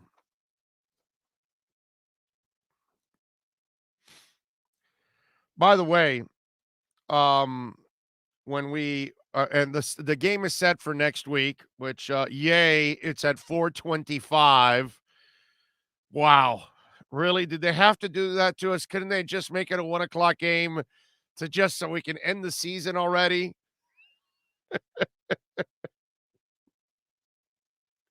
Pride is on the line, folks. Frankie says on the super chat, who would you like as coach once Flo goes? I told you, give me a Jim Caldwell, give me a Jack Del Rio. Those are two old names that are out there, and apparently Jim Caldwell looks like he's interviewing and interested in doing something. So I'd take a chance on Caldwell. I'd take a chance on Jack Del Rio. I want older coaches that know how to delegate and not micromanage. Older coaches that have a fat ass Rolodex and they can hire coaches and replace them because they've been all over the league and they know all kinds of coaches and their sons and everything else. You know what I mean? Well connected to guys like this. So get me something like that. That's what the Dolphins need. Okay? Those kind of guys will end up getting quality assistants and they will build really good staffs, something that Flo can't do. Oh, and by the way, their egos won't be so bad that they'll have to micromanage everything. Oh, and the other thing, Caldwell and Del Rio will not be in the front office constantly bitching about, I can't get along with this guy, get rid of that guy, get rid of this guy. Man, I even got Omar to say in that interview that they might have been better off keeping Jakeem. After all he wanted to do was trade Jakeem. Now you see you have no returner, and he's the only one that can return it in the NFL.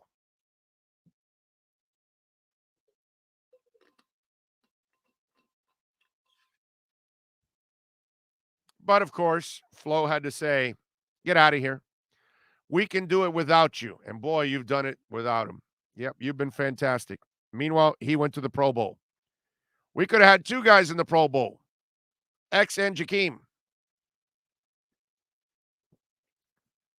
There aren't a lot of Pro Bowl returners, so the Dolphins are forced to trade one because the head coach had enough. Let's see. Flores didn't fumble 3 times and throw pick in 7 games. Yeah. No, you're right. You're right. But Flores did create a line that doesn't block for him. Also didn't give him a running game, right? So that kind of also kills it. Flo also didn't give him a quarterback's coach, didn't give him an offensive line coach, and didn't give him an offensive coordinator. But, of course, why leave out the facts? I mean, Cap for Life. Hey, if you want to keep the education going, bring it on, baby. I'll teach you football all day long. So keep bringing it. I'll make you understand that you actually aren't watching the game the right way. Emotionally immature fans will only single out Tua for yesterday when it comes to bad plays by the team on a whole. Yes, that includes Tua. Fins up. Vaughn 954, thank you, sir. Appreciate you on the super chat.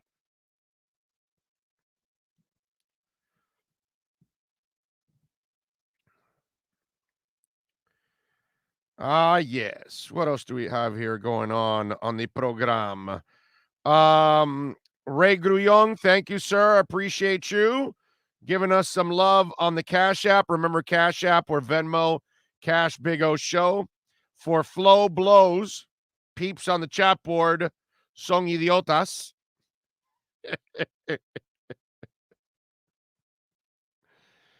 And on Venmo, also Armando Swaim. Yes, Swaim. He says, question. Who decided to draft a future franchise, undersized, injury-prone QB with not one Pro Bowl lineman on playing on the team? That's not the way you're supposed to look at it. If you know you're drafting a quarterback who is undersized and injury-prone, well, then the front office is trying to help him build a line, but he's getting rid of the lineman. So the coach is the one that decides, no, I want to go with 4 young linemen and Jesse Davis, who everybody knows, at least most of us that follow this, Jesse Davis is a 6th man. He doesn't belong anywhere in the starting unit, but Flo thinks that. You know what I mean? So Flo's the one that decided that let me bring in a young QB, all right, who has no experience, so he can play behind a line with no experience, and a quarterback's coach with no experience, and an offensive line coach with no experience, and an offensive coordinators, 3 coordinators fighting for the play every 40 seconds with no experience. So you tell me, sir, what young quarterback is going to thrive in that environment? We can continue with football 101 education, man. If you guys want, we'll continue with this. We'll continue and we'll help you out. Some of you obviously don't learn the game. Some of you just think that it's the quarterback that carries everything. Yeah. No, of course. It must be. I mean, after all, Marino won 10 titles, right? Didn't he? Didn't Marino win 10 titles? I mean, because what the hell? Who needs a coach? Who needs an offensive line? Who needs a running game? Who needs a quarterback's coach? Who needs an offensive coordinator? All you need is Dan Marino, right? And you get 10 titles. Yeah. So if Dan Marino can't do it, of course, you're going to expect Tua to really thrive. Coming off of hip surgery. Okay.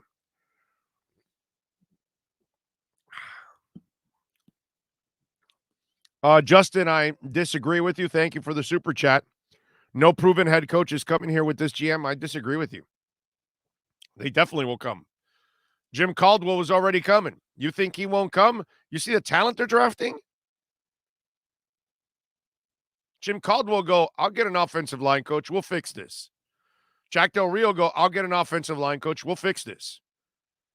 You're giving me Javon Holland and Jalen Phillips and Brandon Jones and Raekwon Davis and Van Ginkel. No. Yeah, come on. Yeah, what are you talking about, dude? An established coach will easily come here.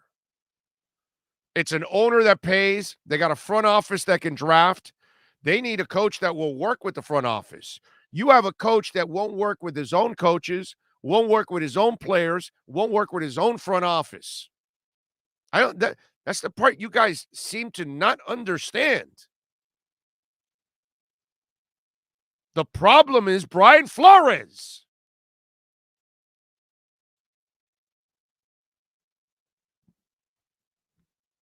Yeah.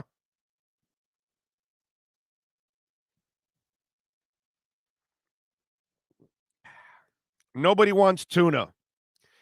Well, it's the chicken of the sea, so I kind of get it. I don't want any tuna myself. I'm not really, rather get a little dolphin, something like that. Some red snapper.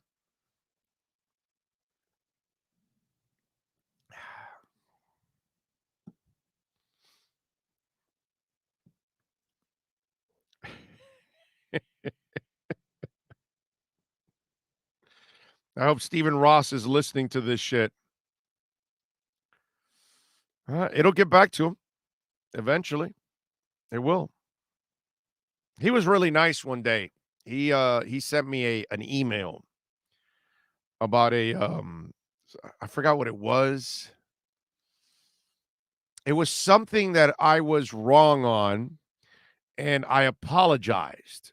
And he heard the apology, and then sent me a nice email. He listens. He knows. He's a sports fan. I just hope he's smart enough to not make the same mistakes he's made in the past. That'll be the interesting part about all of this. I don't care, we could go back and forth, you and I. I've done this with all of you for 30 years, dude. Okay? I had people calling me crazy about firing Dale Talon.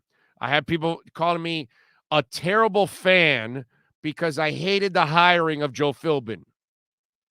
4 years later, they all forget that they were calling me a hateful person and I'm a terrible Dolphin fan and this and that. And it's like, yo, dude, I don't sit here with pom-poms. Okay? All right? I sit here and I love the Dolphins and I love the Heat and I love the Marlins and the Panthers and the Canes and Inter Miami. But if there's something wrong, I'm going to tell you there's something wrong. Sorry. And I was one of the few people in town that knew about 4 to 5 people inside that Green Bay building. And the stuff that they told me about Joe Philbin, I knew right away he wasn't there. They told me, like, what the hell are they doing? I mean, they were 4 out of the 5 people I remember told me, well, why didn't they hire Tom Clements instead? Even though he's supposedly he was really rough around the edges and all that, and kind of maybe like Flo, who knows? But he's the quarterbacks coach. He's the guy that actually developed the quarterbacks. He's the guy that worked with, I believe, from Favre to Rodgers. So he was the guy that you really like. Philbin, all he did was help the coach design the offense during the week, but he didn't call the plays. He didn't develop the quarterback. So, and he was always in Green Bay, never had it. And he was an introvert and all that kind of stuff. And they didn't look at him as a leader. They liked him, but they didn't look at him as a leader. And I'm called a terrible fan. And all this and that. Oh my God, you don't even give the man a chance. Well, I'm sorry, dude. It's not that I don't give him a chance. I got firsthand information on this guy. Not good. So I've been through all of this over and over and over and over and over again. I was the guy that said I would never sign Whiteside. I understand why they were doing it, potential, all that crap, but I was completely against it. I had a bunch of Heat fans that were pissed at me.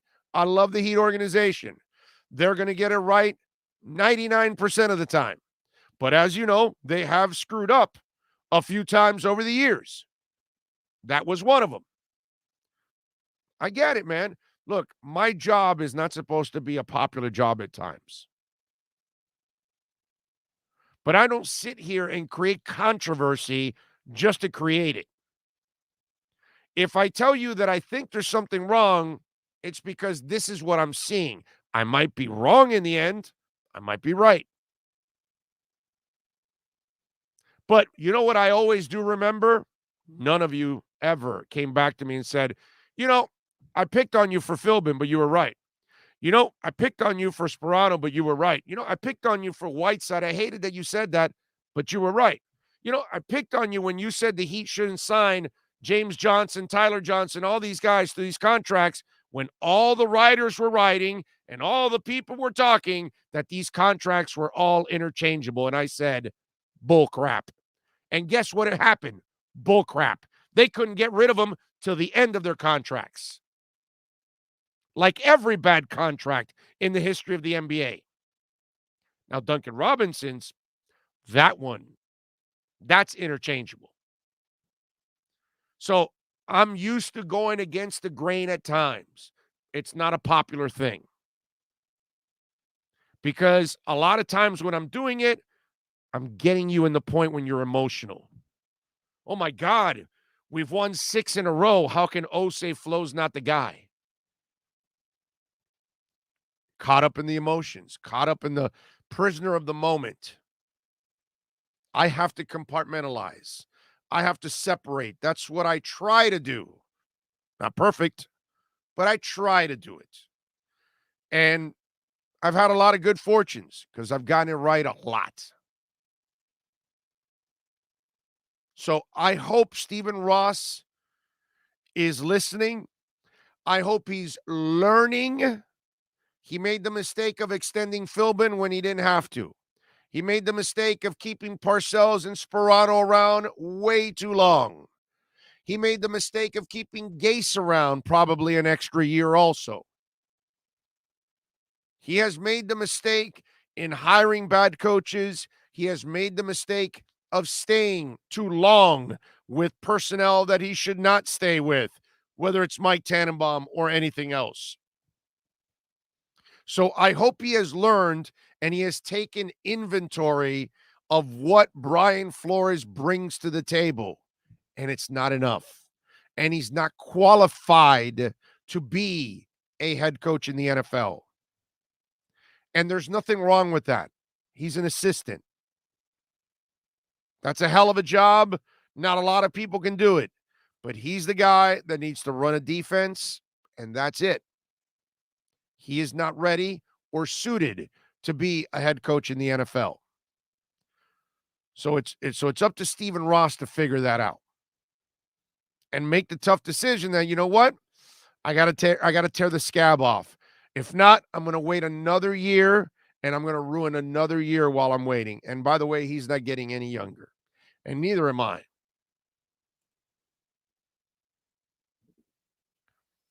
Michael Moorhead, thank you, sir, for the love on the super chat. He says, Big O, we forget what a mauler like Taylor Lewan can do for a scrub like Tanny. He's why you plug and play backup to run 120 on a good defense. Exactly. But see, you understand football, Michael. That's the difference, brother. Hell, Tanny at times here. Did he have Brandon Albert? Did he have Mike Pouncey?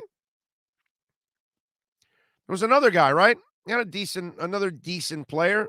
Not great. Oh, the second round pick. Often injured. Bit of an underachiever. What's his name? You know who I'm talking about. So he actually had better linemen than Tua has right now.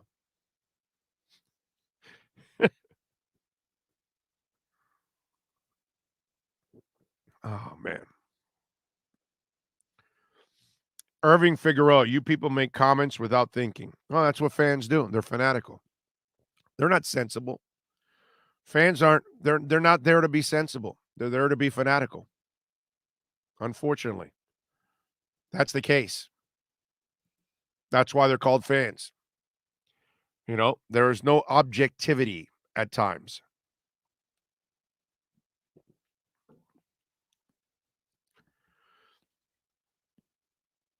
Let's see here. Jose says, Big O, so much praise for Greer and Flores the first 2 years. Succeeded expectations. Now you want to get rid of him with top 5 defense. Doesn't he deserve another year? No, he doesn't. No, he doesn't. He's already proven that he can't get the job done. He's already proven he can't get along with people. I've already said this over and over again, Jose. I'm not really into repeating, for that you listen to, QAM or something that they'll get the same subject and hammer it over 46 times because they can't talk about anything else. Or maybe they'll talk about your favorite sandwich. So listen, dude, I've already explained it plenty of times. You can go back and check it out earlier on the show. You obviously weren't listening earlier. You might want to rewind. I've given plenty of examples why there needs to be a change. Okay. I've done it over and over and over and over again. And I think some of you need to go back. That's the beauty of digital, that you guys can go back and listen to it over. It's Justo says it's funny when the whole team stinks it up. Tua has got to go. What are you going to do? And it's a good point, Justo. Nobody played well yesterday. It's like everybody sucked. So does the Dolphins have a legitimate quarterbacks coach? They don't have a legitimate quarterbacks coach. They don't have an O-line coach, and they don't have an offensive coordinator. And I question whether they have a special teams coach. Okay. So for me, you only have 1/3 of a team, and that 1/3, they choked. If they're such a big bad defense, they wouldn't allow Foreman to run all over them. So please don't tell me that, top 5 defenses. Top 5 defenses don't fold like little bitches like yesterday. That defense folded like a little bitch yesterday. All right? Everybody on that defensive front needs to stay in their homes. You know how the late, great Mad Dog used to say, right? Today, the Miami Dolphins defense needs to stare at their shoelaces and not make eye contact with anyone. Remember when Mad Dog used to say that? That whole defensive front, those guys, they need to hide in their houses for the rest of the week. Okay? All right? Maybe they should put on skirts and play tiddlywinks in their backyards. That's what they should do. So please stop telling me about a top 5 defense. Top 5 defenses don't fold like little bitches against a backup running back. So don't bring this top 5 defense bullshit anymore to me. You want to be a real defense? You step up in the moments that you're supposed to. And you were supposed to step up yesterday, right? Because you're not playing a crappy team anymore. Now you're playing a good offensive line. What happened? You couldn't man up against a good offensive line? You folded like a cheap tent? But then again, that's the Flores way. Fold and rarely be prepared for the start of games and get torched at the end of seasons, because that's what's happened the last 2 years. So if Flores is such a big, bad defensive coordinator, why did Donta Foreman chew him up and spit him out? Explain that one to me. Top 5 defense. You want to get rid of him. Give me a break, dude. Jawan James. Thank you, Jason. You know how pathetic it is that I'm saying Jawan James is better than the rest of this line? And Jawan James is an underachiever. Top franchise QBs don't fold either. Who says he's a top franchise QB? Justin, I'm sorry. You making up narratives now? You making up titles now? He's not a franchise QB yet. He's a young QB that's developing. Drew Brees wasn't a franchise QB his first year. I don't know if you know that, but it took him 4 years to become a franchise QB. Not sure if you know that, Justin. Okay? All franchise QBs aren't born in their first game. Some you get lucky and the kid takes off right from the get-go, and that's great. But there's a lot of them that they go through trials and tribulations until they figure it out, and then they become that franchise QB. So I'm not sure what you're watching, but I haven't heard anybody say that Tua is a franchise QB right now. Can he be one? Yeah. He's not there right now. Nobody says that. It's like some guy yesterday. Well, you said Tua was elite. You know what I did to him? Boom, I blocked him. Because that's what we're going to do nowadays.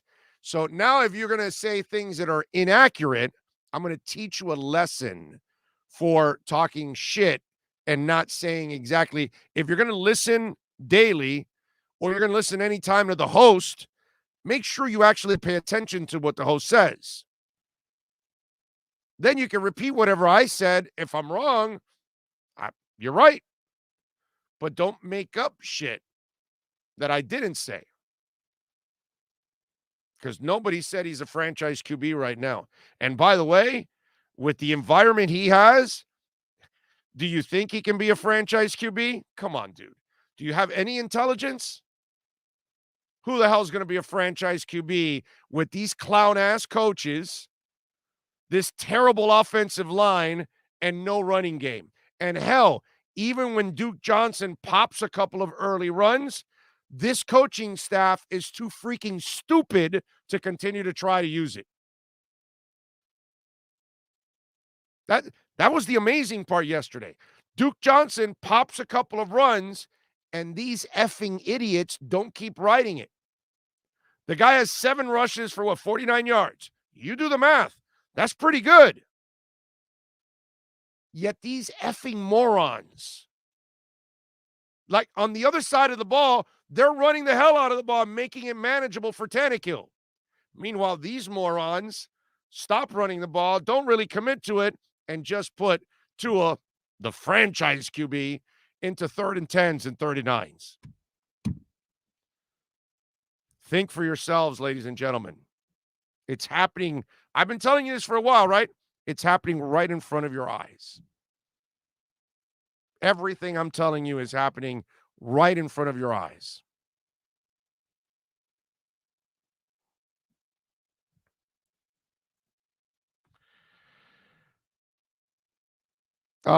That's a good point, Big O. If something works, you keep doing it until they adjust.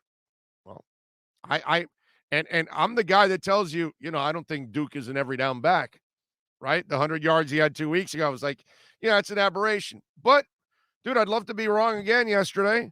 I'm watching him pop a couple runs. I'm like, yeah, the Sports Grill people are going, Duke. It's fun. And then nothing happens again. And you're like, well, wait a minute, dude. Why didn't you keep doing this?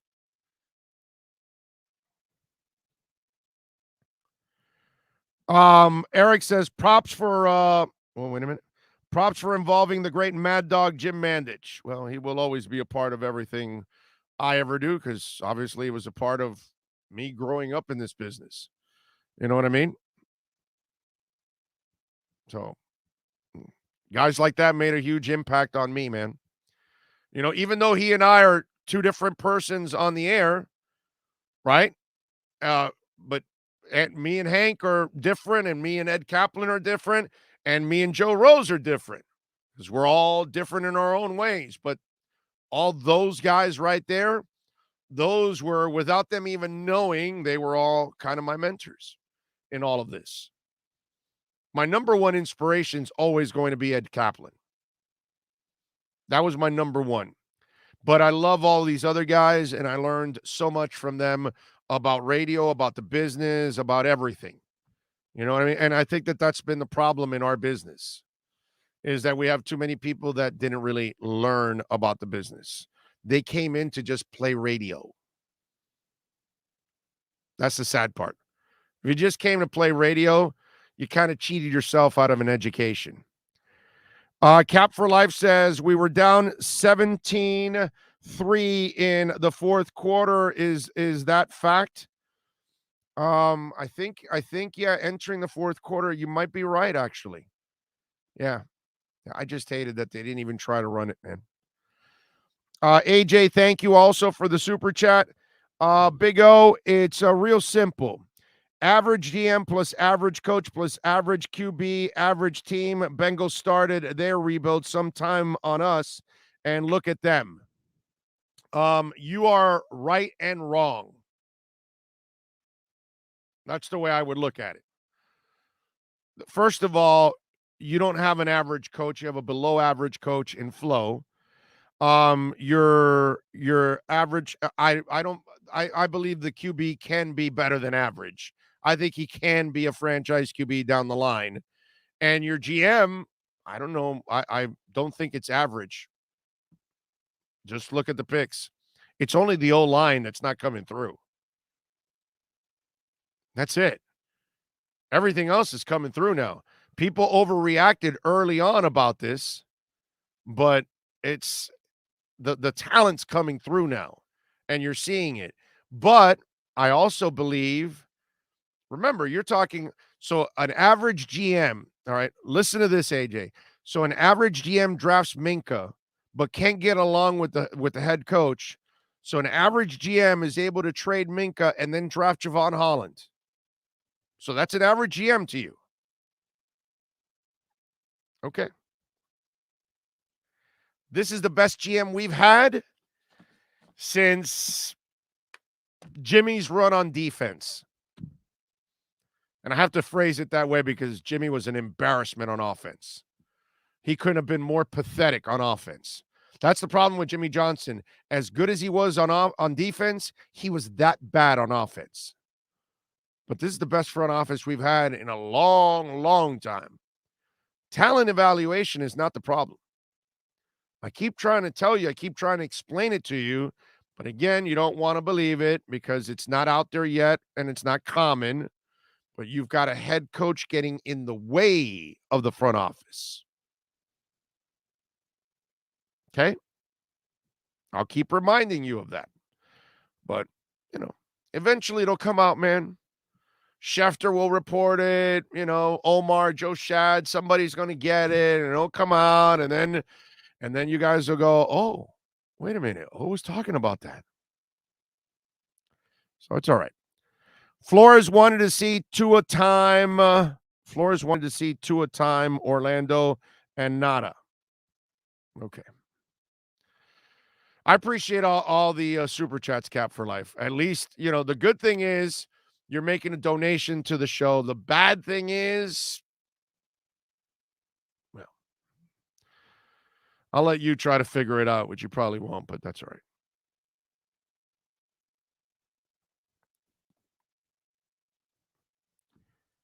right. Jose Cabrera says, Big O, agree with your opinion about the O-line, but still being a rebuilding season, I think Flo and company are too patient with these young O-linemen. No, Jose. Flo was an idiot for putting too many young linemen on one line. Nobody does that. Only Brian Flores thinks that that's a good idea. If you have Tua, what you want is maybe 2 young linemen. The rest you want veterans, dude. And then the other young guys are your backups learning how to become starters, learning how to become pros, getting better in practices, getting spot starts or fill-ins on blowouts and things like that. That's how you do it. That's how a smart coach brings along an offensive line.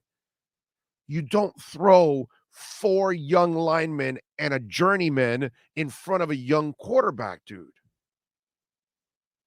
I keep explaining this. The Flo's plan was the dumbest plan I've ever heard of in my life. And this isn't new. I've pointed this out for months now. Nothing new. This is not fly-by-night stuff. This is stuff I told you ahead of time before it happened.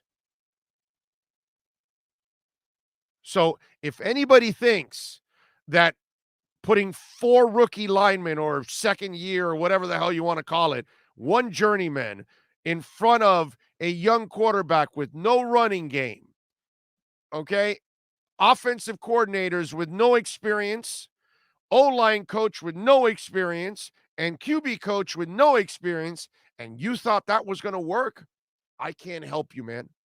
I can't help you. You don't know anything about football because certainly Brian Flores knows absolutely nothing about football to be able to do that and think that that's actually a good idea.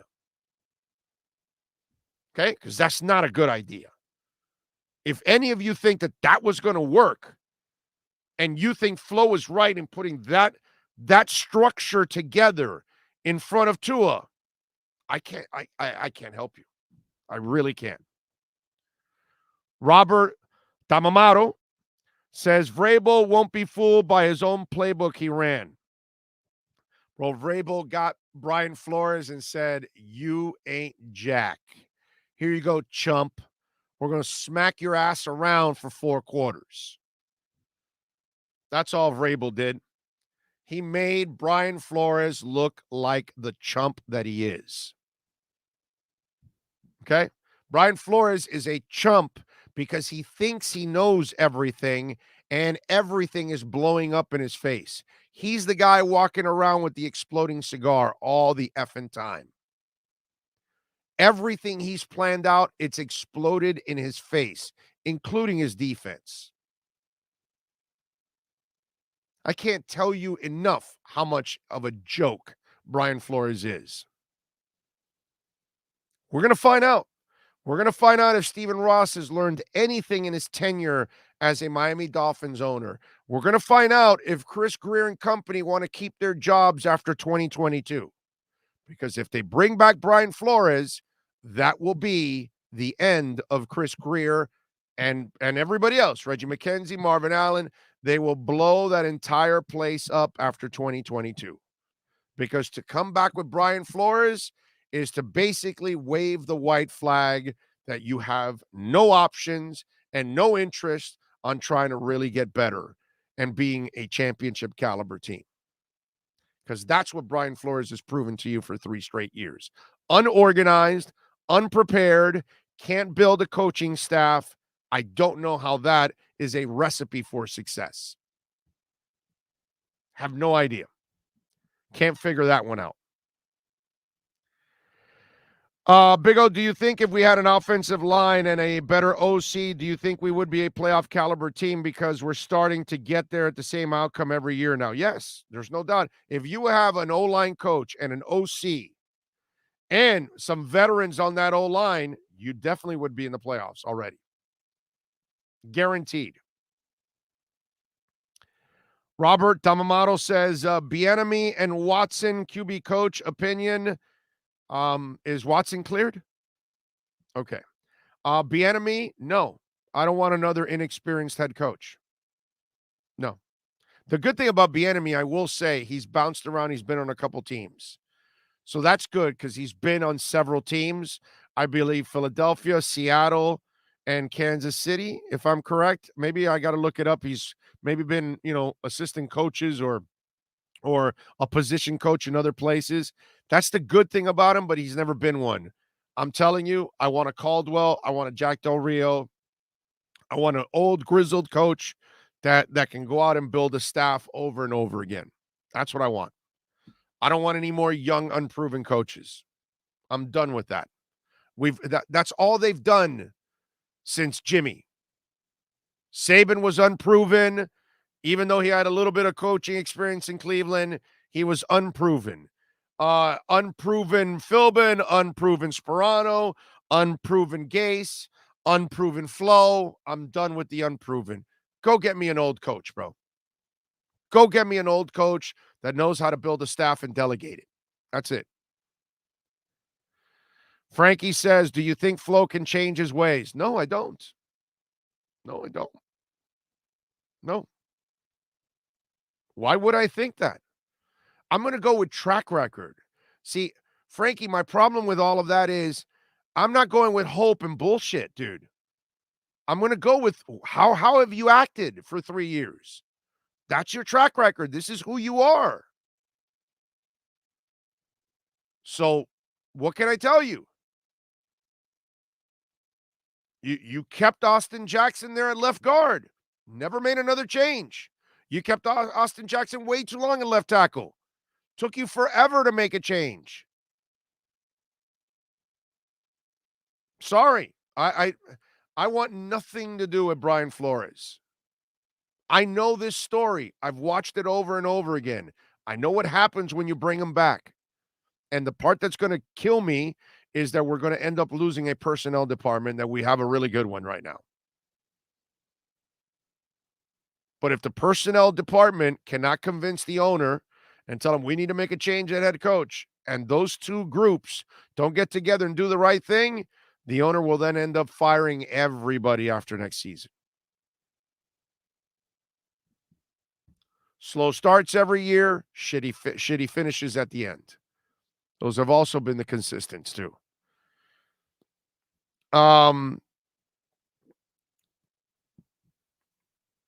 Goozamania says our offensive coordinators, plural, keep trying these stupid trick plays, make the Finns look gimmicky and stupid, not to mention how often our offense looks completely lost pre-snap. That's because they have no creativity and their coaching is weak.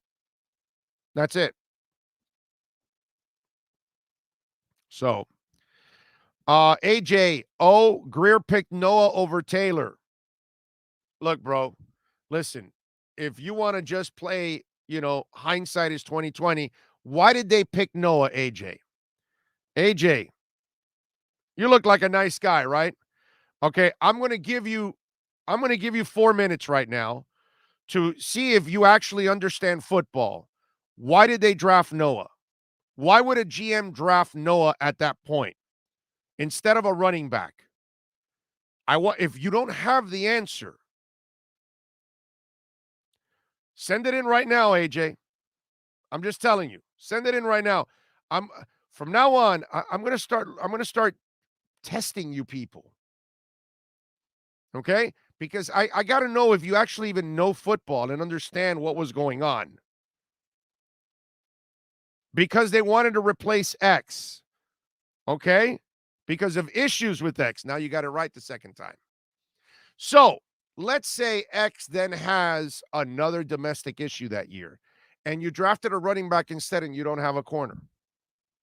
I get it. Noah's only played a couple times and he was terrible, and he played against one of the best receivers in the league in Stephon Diggs, and he made him look like shit in his first year. I get it. And I get it, my brother. You're a prisoner of the moment. You don't remember that Pat Surtain was lost in his first year either, and then became a hell of a corner. I get it. I get it. You think because he played twice and played terrible, he must be a terrible player. But, you never take in the fact that Chris Greer is the same guy that got X, that got Bobby McCain, that got Nick Needham, that got Javon Holland, that got Fitzpatrick. You get what I'm saying? So you want to pick on the GM that's been exceptional at finding secondary talent. And Noah's never played. So he's doing what smart GMs do. They plan ahead. Okay, Gesicki's coming up for a contract. Are we signing him or not? We're not sure. Let's draft Hunter. Let's protect ourselves. They didn't know the other tight ends. We're going to Seatham, Carter, and all these other guys. We're going to play so well and help out on special teams. So the kid didn't play a lot this year. It's not the GM's fault that they were actually able to find some other tight ends that really helped out in Smythe and in Shaheen, right? And then they got the Seatham Carter guy who helps out also. So what do you want them to do? They're planning ahead. So if you don't re-sign Gesicki, then Hunter will get elevated. And if X would have had another knee issue or another domestic issue that year, you're going to need a corner. And that's when Noah was there. He was an insurance policy. Was it a luxury? Yes. But it's an intelligent luxury because you're trying to plan ahead. That's what good teams do. So when you have all those picks, you can get those kind of things. And it's the laziest thing in the world is to sit back a year or two later and then say, oh, well, you could have had this guy. Yeah, but you weren't in that position at that moment. You were dealing with a corner that you don't know what's going on, and you just gave him a big deal too. He will get traded in the offseason, and Noah will get elevated, and we'll finally find out if Noah can turn into a good player. But we'll never find out if he doesn't play. So picking on Noah or Hunter is useless because it's not their fault at the moment. They were picked strategically because of things that are happening on the team and that could develop. That's why. So be an intelligent football fan. Don't be lazy and then say, oh, they could have had Taylor instead of Noah. Of course they could have. But they weren't in that position at that moment. And by the way, the Colts offensive line can never, ever be compared to the Miami offensive line. And Taylor's fantastic. But the Colts offensive line is light years ahead of Miami's. Taylor would not be as successful here. He might end up injured. And as I've told you, I think our running backs, not Duke because he hasn't been here long enough, but as I mentioned for 2 months now, I think these guys are battered and bruised already at this point. They have no confidence on the guys up front. They can't play their game anymore. It's just a bad situation. But lazy comments aren't going to fly here. And that's a lazy comment. Because the GM has to do one job. But the problem is they continue to fight with the guy underneath. So the guy underneath is the problem. You know what it is? It's funny how, like AJ, lazy comment about Noah, right? But then he doesn't mention the fact that Flo screws the team over, screws the front office over, by not getting along with Minkah and then forcing them to trade Minkah, which doesn't put them in a leverage type position, right? And then they went and found Javon Holland. It's funny how you guys are lazy as mofos, and you think that it's really that easy to find a safety like that. It's like, it should be, it sucks that Noah hasn't developed yet, but he hasn't played much, but eventually he will. But I understand why they drafted him, because of the X situation. And you had to protect yourself just in case. Now that nothing happened, now you can pick on it. You know what I mean? But then you should also be saying on the flip side, well, that didn't work out, but dude, wow. The coach was a dick with Minkah. Minkah was a little bitch. These two couldn't get along. They were forced to trade Minkah, and now they had to go find Javon Holland. That's a hell of a job by the front office. I haven't heard anybody say that. You know why? Like I always say, you're at a restaurant, right? You're quick to tell them the soup is cold. I got a hair in my soup. Hey, that steak is undercooked. But when they give you a great meal, you rarely pull over the maitre d' and say, hey, go tell that chef that it's the greatest. Why? Because you people don't compliment. All you do is find the negativity in all of it. Because it's frustrating the Noah situation. But man, the Javon Holland situation is pretty awesome. Like, the front office was put in a difficult position because of the head coach, and they went through, flying colors. They may have found a safety that's just as good or better than Minkah. Nobody talks about that. No, but let me be lazy. We could have had Taylor. Yeah, Taylor behind this line. Yeah, he would have been so awesome. Yeah, he would have been dominating just like he does now. They're one guard on the Colts line. Just the guard alone is better than the entire line of the Miami Dolphins. The entire line.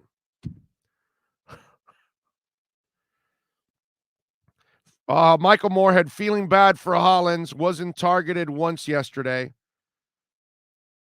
Oh, no, he was. It's just he threw it on the floor. And you know what? That play.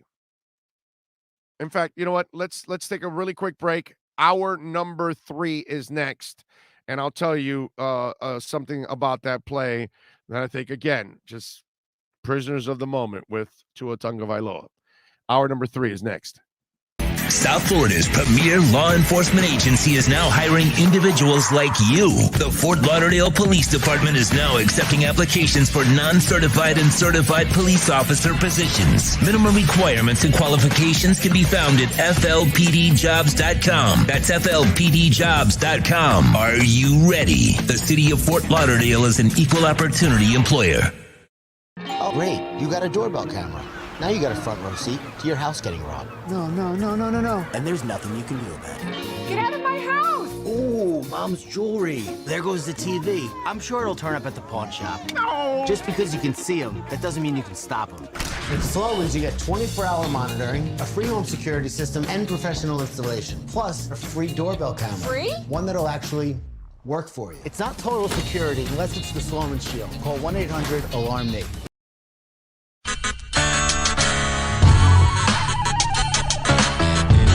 When you're ready to purchase a new home loan or refinance the one you have, American Dream Lending will make sure your loan experience is easy with fast approvals and quick closings. With many loan programs and competitive rates, now is the time to turn your dreams into reality. Ask about special financing for veterans. They never charge an application fee, and you will work directly with one of their experienced loan professionals. Stop dreaming and contact American Dream Lending today. 786-802-1727 or online at adreamlending.com. When protecting your family is your priority, there's nothing more important than a roof above the people you love. Call Tommy B. Butts Jr. Enterprises.com, 954-735-9826 or 954-394-1411 and ask to speak to Tommy, the owner. They specialize in all kinds of roofs, led by their highly crafted, skilled, and professional roof mechanics. All of their previous customers have an opportunity to enter their bi-weekly drawings to receive free an exterior impact metal door. Please call for more details. That's Tommy B. Butts Jr. Enterprises.com, 954-735-9826 or 954-394-1411. Trust Tommy to fortify and protect what's most important to you, your family. The Big O Radio Show is looking for an experienced salesperson in the radio or TV business. The candidate must have at least 5 years of sales experience in the broadcast business over the last 10 years. Please email your phone number and resume to BigORadioshow@yahoo.com. That's BigORadioshow@yahoo.com. Looking for an aggressive person who can help our platform expand into many avenues in our business. Reach out if you are the person that's able to make a difference. The viewing statements or beliefs expressed on the following program by the host, guests, or callers are not necessarily the opinions of FantasyAccess.com, Media Group Inc. ownership, management, sponsors, or website. When it comes to South Florida sports teams, very few in the media have witnessed, lived, and covered it like the Big O. Let's start the program dedicated to your favorite South Florida teams with a passion that's unmatched. The Big O Radio Show is on. Here's the Big O. All right, we're back, baby. Hour number 3 of the program, folks. Don't forget to smash the hell out of the like button, man. We got a bunch of people watching. Let's go. Let's get this thing up and going, man. So please smash the like button there. As always, do want to remind you that Sloman's Home Shield is a proud sponsor of our program. We love talking about Sloman's Home Shield. They protect our home. They can protect your home or business. Call them 1-800-ALARM-ME. It is such an easy app to use. You got your doorbell camera. You got your other cameras. You can check everything out. You want to put a camera in the backyard, in the front yard. Maybe you got 2 different angles. Maybe you got a really big house. Maybe you want to put one inside. I know I have one inside. Keep an eye on my doggies because our doggies are really, really important. And right now, folks, the first 40 Big O listeners who dial 1-800-ALARM-ME will get this limited time offer of a free doorbell camera that connects directly to your smartphone with your Sloman's Shield. And folks, they're going to give you a free customized home security system and a professional installation when you use their low-cost central station monitoring. So you're getting an LED touchscreen pad, a motion detector, 3 arm doors, and a backup battery. Plus, if you're one of the first 40 Big O listeners right now, baby, 1-800-ALARM-ME, you're going to receive a free doorbell camera with the installation of your Sloman Shield. So if you're hearing this, record it or live, do it right now. 1-800-ALARM-ME. Tell them that the Big O Radio Show sent you. Sloman's Home Shield. All right. Let's see. What do we got here? All right. So Tua yesterday, because some guy was asking, well, they didn't use Matt Collins. Well, they tried on that one pass. He's rolling to his left and he throws and it hits the dirt, or the grass, 10 yards in front of Hollins. It was way short. It was a terrible, terrible, terrible pass. Tua was completely off yesterday. I mean, there's no excuses. It happens. Quarterbacks sometimes are off and all. And, he's also, I think he learned a lesson too, right? You're not a big guy, so you don't have these ginormous hands.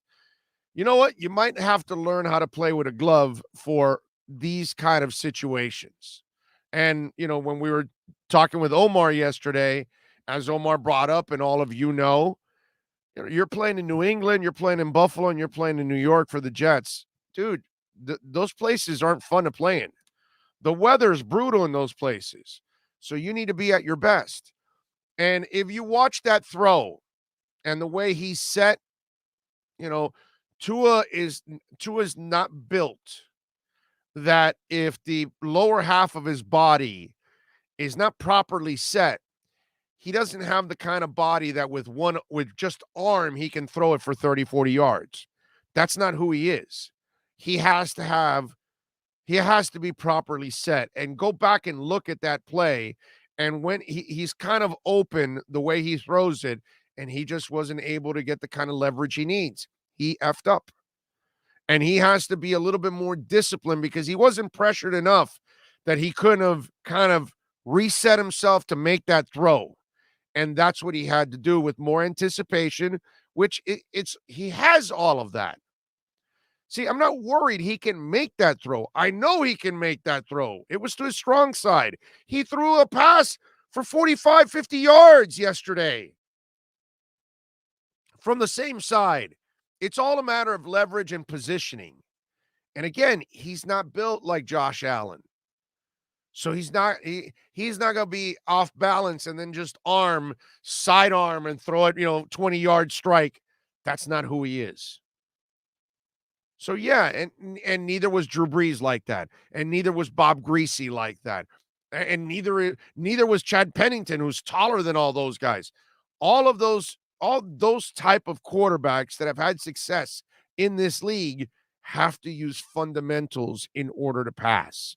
So part of their fundamentals is the lower half of their bodies, and they must be positioned the right way in order to make the throw.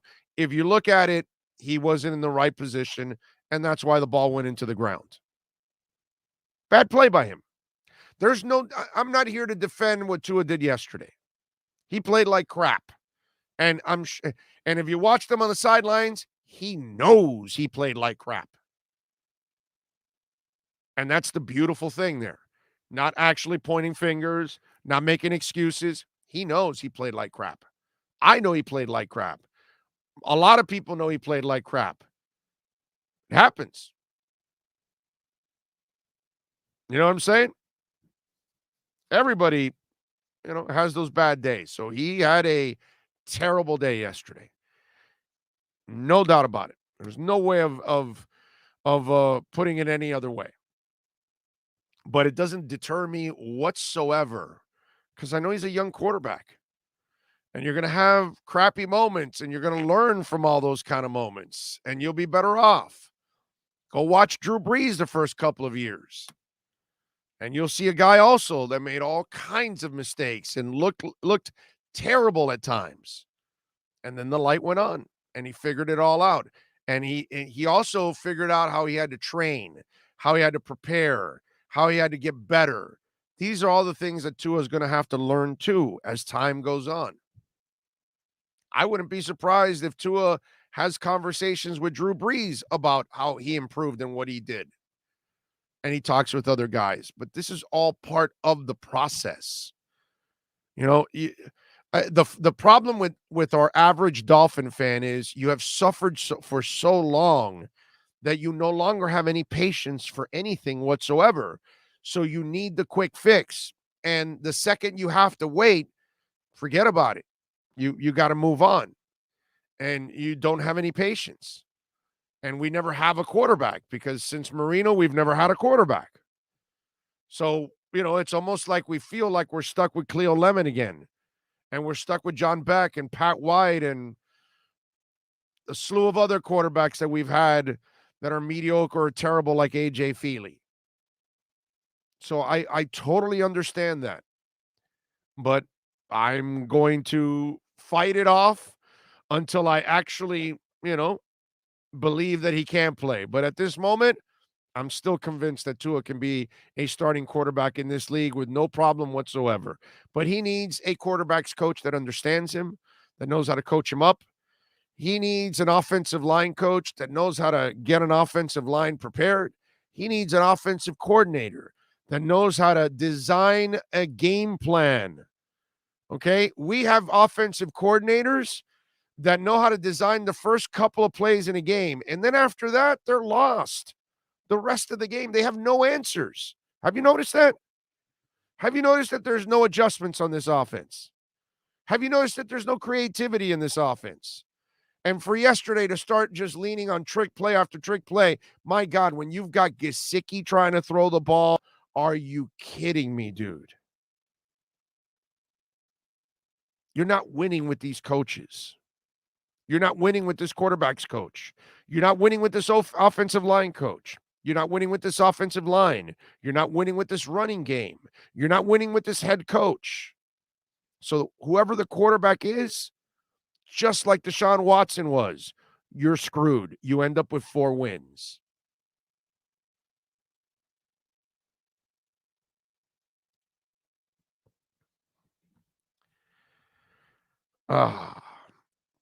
Anyway, offense is bland. Yes, I would agree with that, Rush. Chad O'Shea knew how to make a game plan. I don't know. Just you talk to Flo, bro. Flo doesn't like coaches, and he gets rid of them like you and I change underwears every day. Anthony Campbell says Big O plus this year. Offensive coordinators, their YMCA 10-year-old flag football team, always big game we fold. Francisco Rivera says, Big O, enough with the excuses. I was made clear yesterday Tua isn't a starter. We will agree to disagree, but at this point, it's obvious Tua will not be here next year. Okay, that's fine. Maybe the offense is limited because Tua is the QB, Big O. Do you ever think about that they need to call trick plays because Tua's the QB? They just can't go out there and sling the rock around? Well, how can you sling the rock around if you don't have a line that blocks, dude? How can you sling the rock around if you can't run the ball? How can you sling the rock around if you're always on 3rd and long? So, whatever. I got your point, RB. I get it. You're not a Tua guy. I get it. You can repeat it 1,000 times on the chat board. I got it already. Understand. You're not a Tua guy. Just like there I see Thomas Jensen. I don't even have to read it. I just see the name and I already know. Let's see. Tua throws and completes a 40-yard pass and then shits the bed and a fumble about wraps up the performance yesterday. There you go. So I get it. You guys have the same comments every day. I get it. You're not Tua guys. You don't have to rephrase it 87,000 times on the chat board. Got the answer already. We'll find out next year if he's still here or not. And we'll find out if he can play or not. And if he ends up playing, I won't ever hear from any of you again. And none of you will ever come back and say anything to me and all of that. Now, if he's gone, then we'll hear from you because that's how it goes. I've been at this a long time. So I get it, bro. I got it. You guys aren't Tua fans. Crypto Dolphin says, I guess that's a second part. All right, so I won't read it since I didn't see the first. Sean Johnson, Tua can throw deep balls accurately. He's shown that. Yeah, it's not a problem. That's not the issue. There's way bigger issues. Shagfin says, not too concerned about the fumble with Tua. When the ball fell out of his hands, same thing happened to Peyton. It happens. Oh, yeah. What QB hasn't lost the ball in their hand? I've seen that. Every QB does. Every one of them does it. We all do it. That's happened to every one of us that has played sports. The ball has slipped out of our hands at one point or another. That happens, dude. But I get it. It mounted yesterday. And then obviously the overreaction comes with it. And then there's a group of you that aren't Tua believers because you think that all quarterbacks are 6'5" and they've got rocket arms. And that's the only thing you need to be a quarterback. That's fine.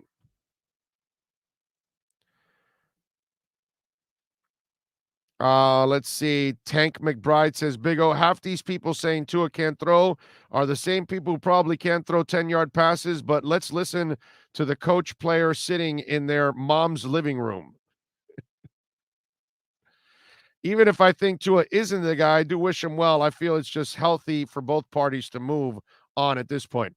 So, Francisco, it's better to move from Tua but not Flo. Is that what you're saying, Francisco? So, you guys think that some of you think that Tua's really the problem, not Flo? Wow. Whew.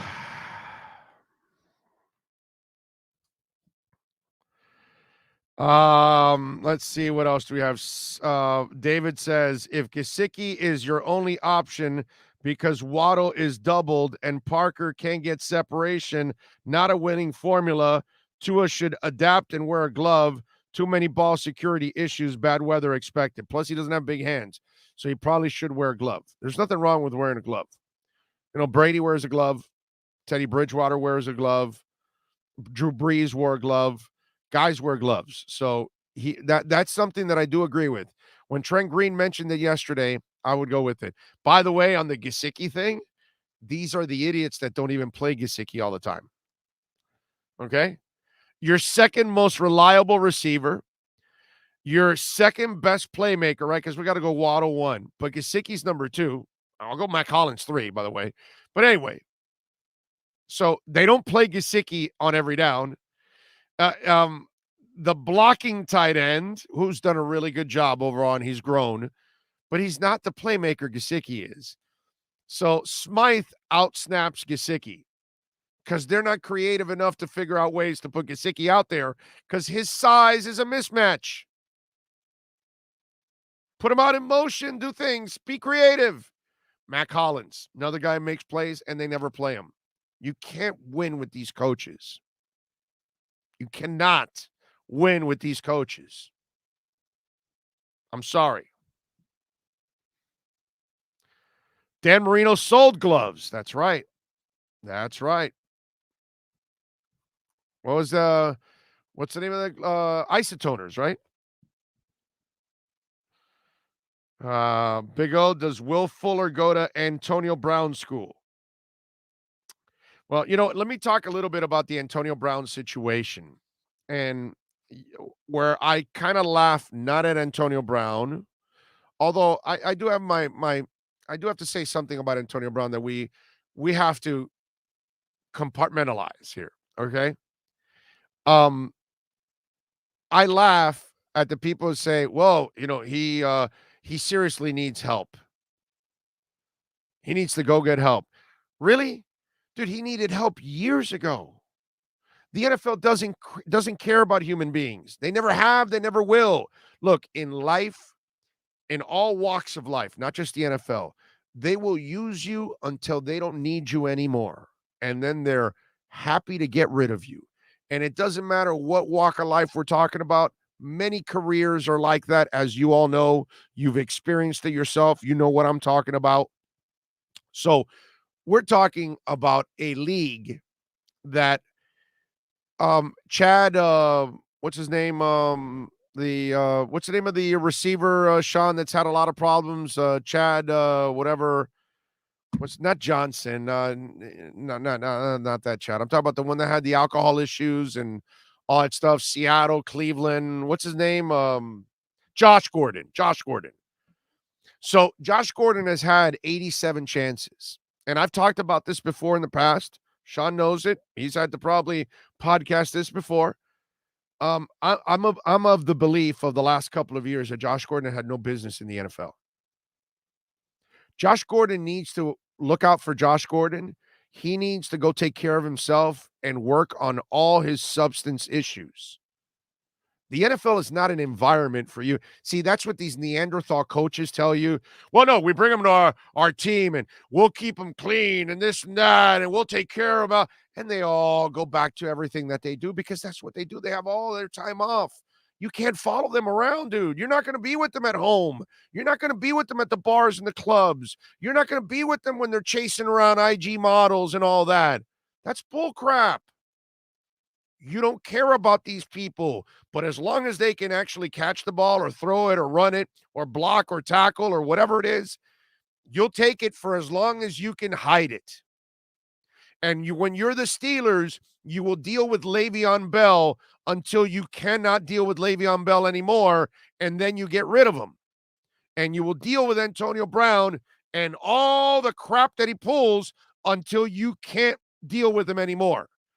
And the same thing with Josh Gordon. If you think there's something there, let's milk it because they don't care about the individual.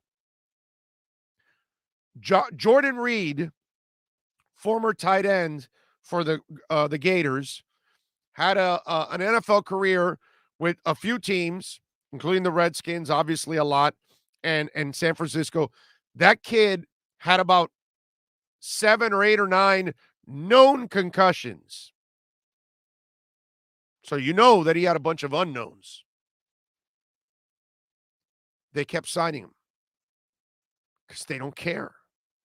Do you think anybody that's had a couple of concussions, if you really care about your league, Should you care about the human being? Should you sign them again? You should say, hey, listen, I get it's your body. You can do what you want, but we cannot contribute to your health issues down the line. We have it here that you've already suffered 3 concussions. That's our limit. We cannot allow you medically to come back. They don't care. They don't care. And he continues suffering concussions. And when he's 45 and he's got dementia and he's got to be in hospice or his family's got to take care of him because he can't leave the house because he can't find his keys, the NFL's not going to give a shit about him. And neither will you, by the way. Because we don't care about these people after they leave the arena, just like the Roman gladiators. Either you died in the ring and we move on to the next one, or you left, we went home, we kept our lives going, we move on. We don't care about what happens to these people. We don't care that Jim McMahon can't remember anything. We don't care that Earl Campbell is in a wheelchair. We don't care. After they're done entertaining us, we're done with them. The NFL is the same way. And now Antonio Brown won't get a chance anymore because he's just too disruptive now. Now it's the baggage has overcome the talent, and the last team that would take a chance on this clown already has. And as for Antonio Brown, let's compartmentalize here. Let's have some balls when we talk about this. Let's be honest when we talk about this. Antonio Brown is a first-class asshole. Okay? Let's get that straight. He's a bad dude. And he's also crazy. They're both. All right? They both exist. He needs help, but he's also an asshole. That's the facts. He's a terrible person that also needs help. And that's what there's a problem in this country. We're a little too sensitive for people that are abusive of others. And to just give them the free pass, that they have a mental condition. No, dude. No, I'm sorry. No. There are plenty of people that have a mental condition and they know they have a mental condition and they're willing to get help for it. But when you're throwing a couch from the 14th floor and you nearly hit an 8-year-old that you could have killed them, you're a bad person. When you're beating up a truck driver, you're a bad person. When you're sexually assaulting women, you're a bad person. Let's not mix the two.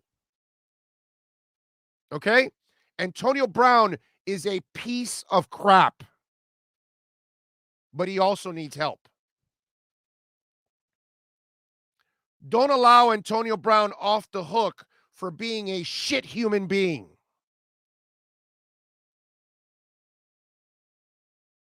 That's the problem we have in this world.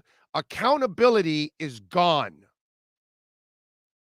And when people screw up, they use excuses to mask everything. So let's not confuse what's going on with Antonio Brown. He's been an asshole for a long time. The Pittsburgh Steelers, what's it called? The head coach now, damn it, now I'm brain farting. Mike, it's Mike, right? It's what's his name, man? Damn it. Anyway, magically was hiding this crap. You got it? Mike Tomlin. I got it. Mike Tomlin. Anyway, it came to mind right there. Mike Tomlin, a magician. How he dealt with Ben Roethlisberger, another shit human being, Le'Veon Bell, an incredible dumbass, and Antonio Brown, another terrible human being.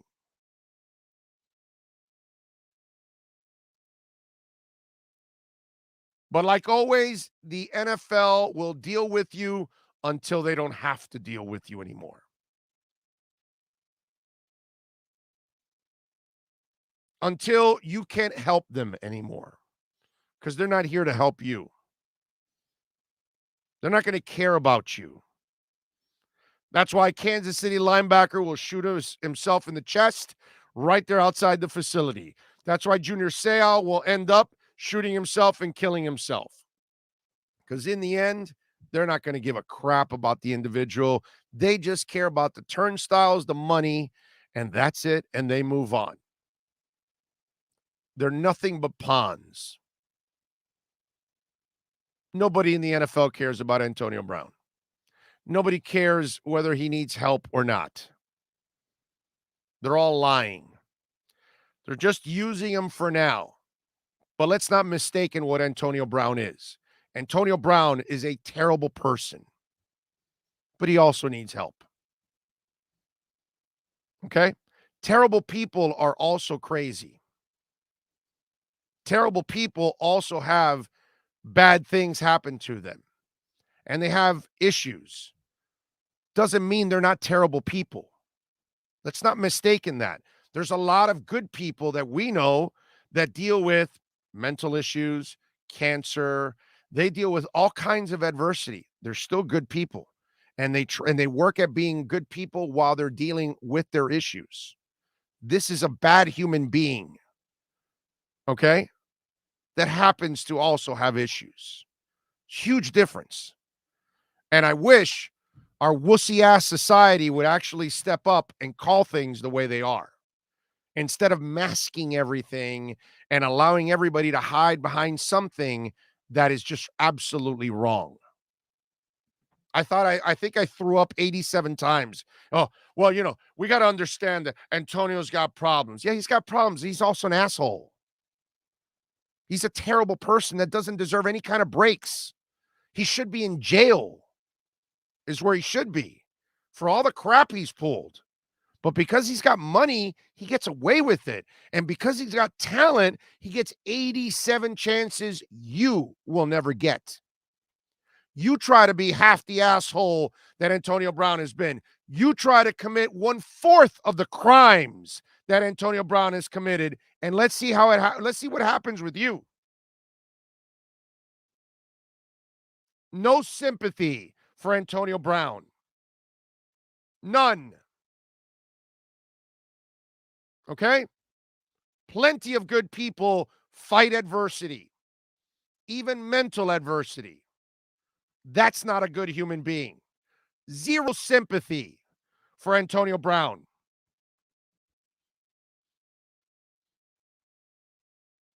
Frank S., thank you, sir, for a little love on the super chat. Appreciate you. This Antonio Brown thing is just, it's a freaking joke, dude. Rogers says, sorry, guys, like AB has been allowed to get away with all the attitude, all in the name of talent. Well, that's the NFL. Not to mention, AB is a liar. He was back from a 3-game suspension for having a fake vaccine card. That's right, Jeff. And his coach has health issues. He has, I think it's an immune situation, or he's got diabetes or something like that. And you're going to have a fake card around your coach. Around all these coaches. They're all older people. Antonio Brown is crap. Don't have any sympathy for him, dude. He's had every break in the book.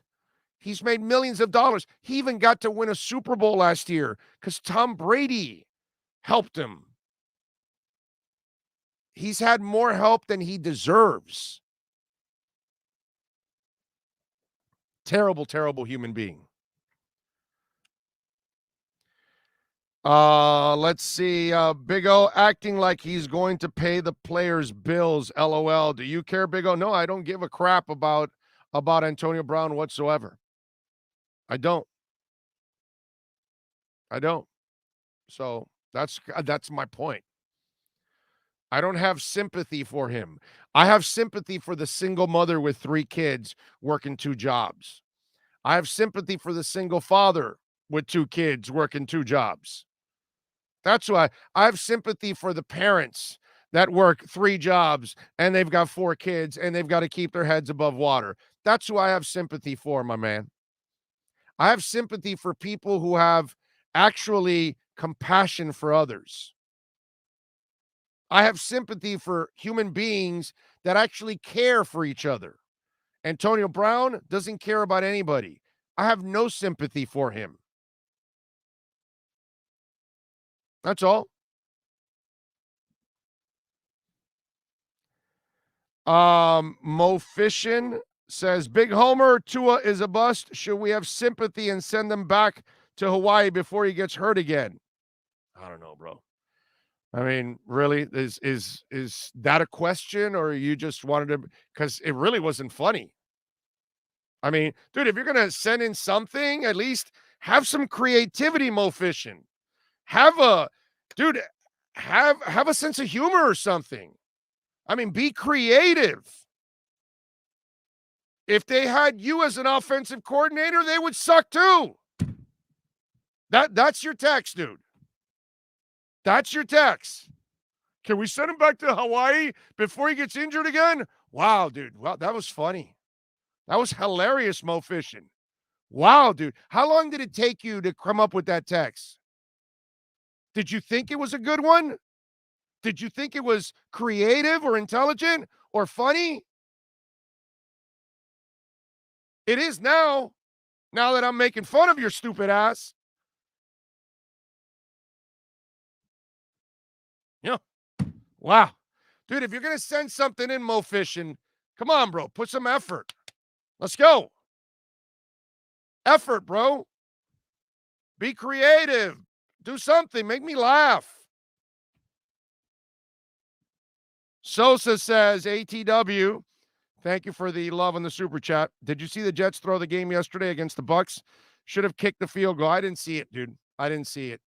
All I saw were the highlights, and I saw that Braxton Berrios became the first Jets player to score a touchdown, rushing and receiving, I believe. And then last week, he had the kickoff return, right? Or punt return. One of the two. I forgot which one it was for a touchdown. I'm just like living in the Braxton Berrios world the last 2 weeks for him. You know what I mean? That's it. But I did not watch the game. I was working at that time. So I could not watch the game, my man.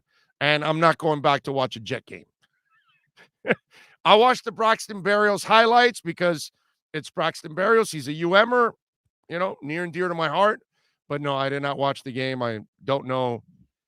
I know that Brady won it at the end, something like that. I saw the highlight, but I can't say that I watched it. You know what I mean?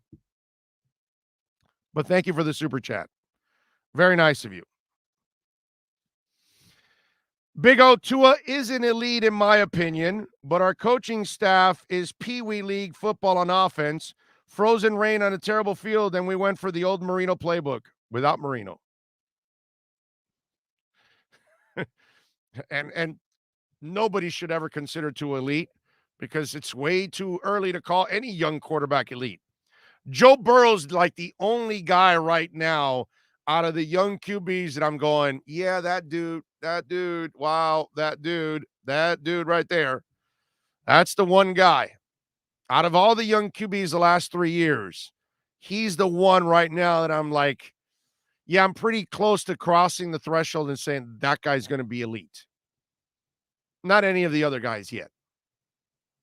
But that guy, there are things he does that just it's what elite quarterbacks do. That guy has changed that entire team, man. It's impressive. But he was he was the number 1 pick, man. I mean, they tried to trade for him, but the Bengals said, no, we're not interested. They were smart. They stuck with Joe.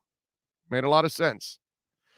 Big old problem with the Dolphin organization. They seem to fail the QB, not the QB failing the organization. They don't know how to cater to the needs of the QB. Poor coaching, no good O-line.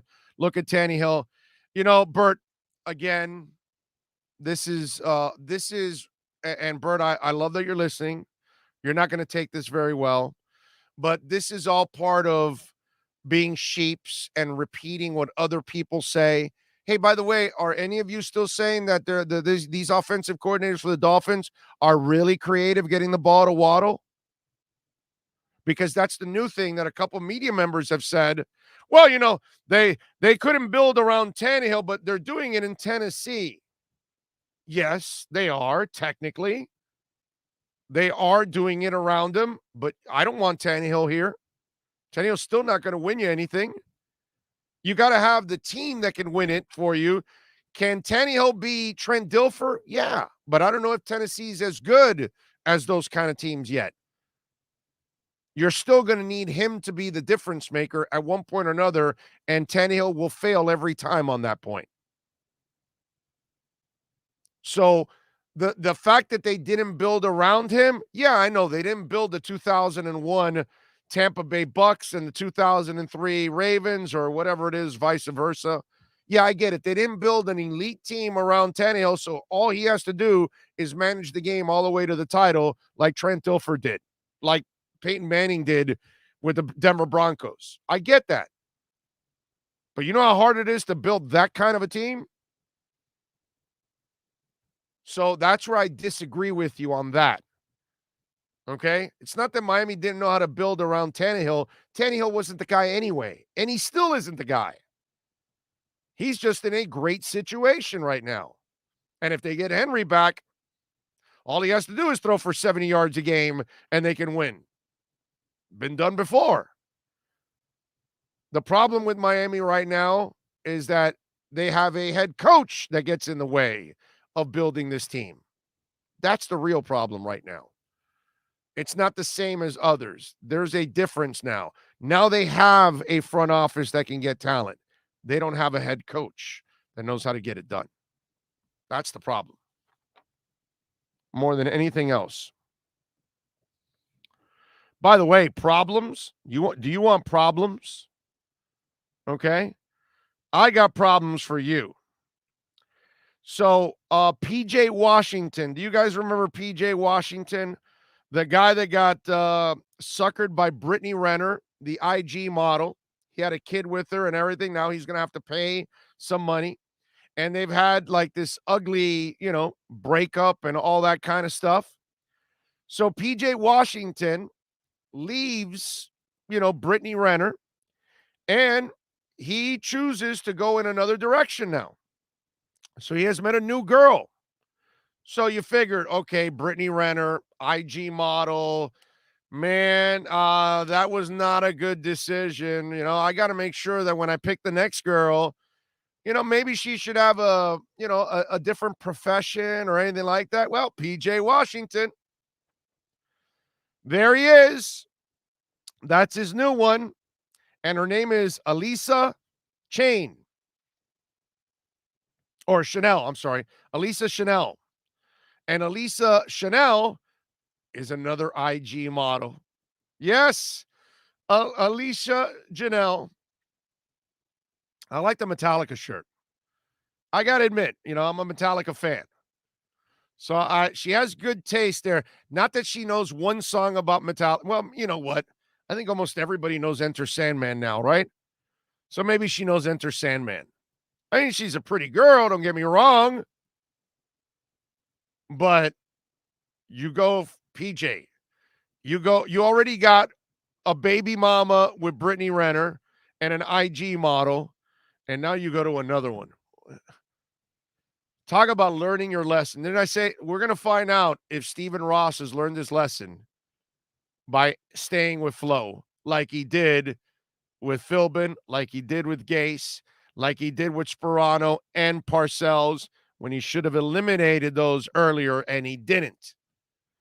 We're going to learn, right? Well, we're going to learn that PJ Washington does not learn a damn thing.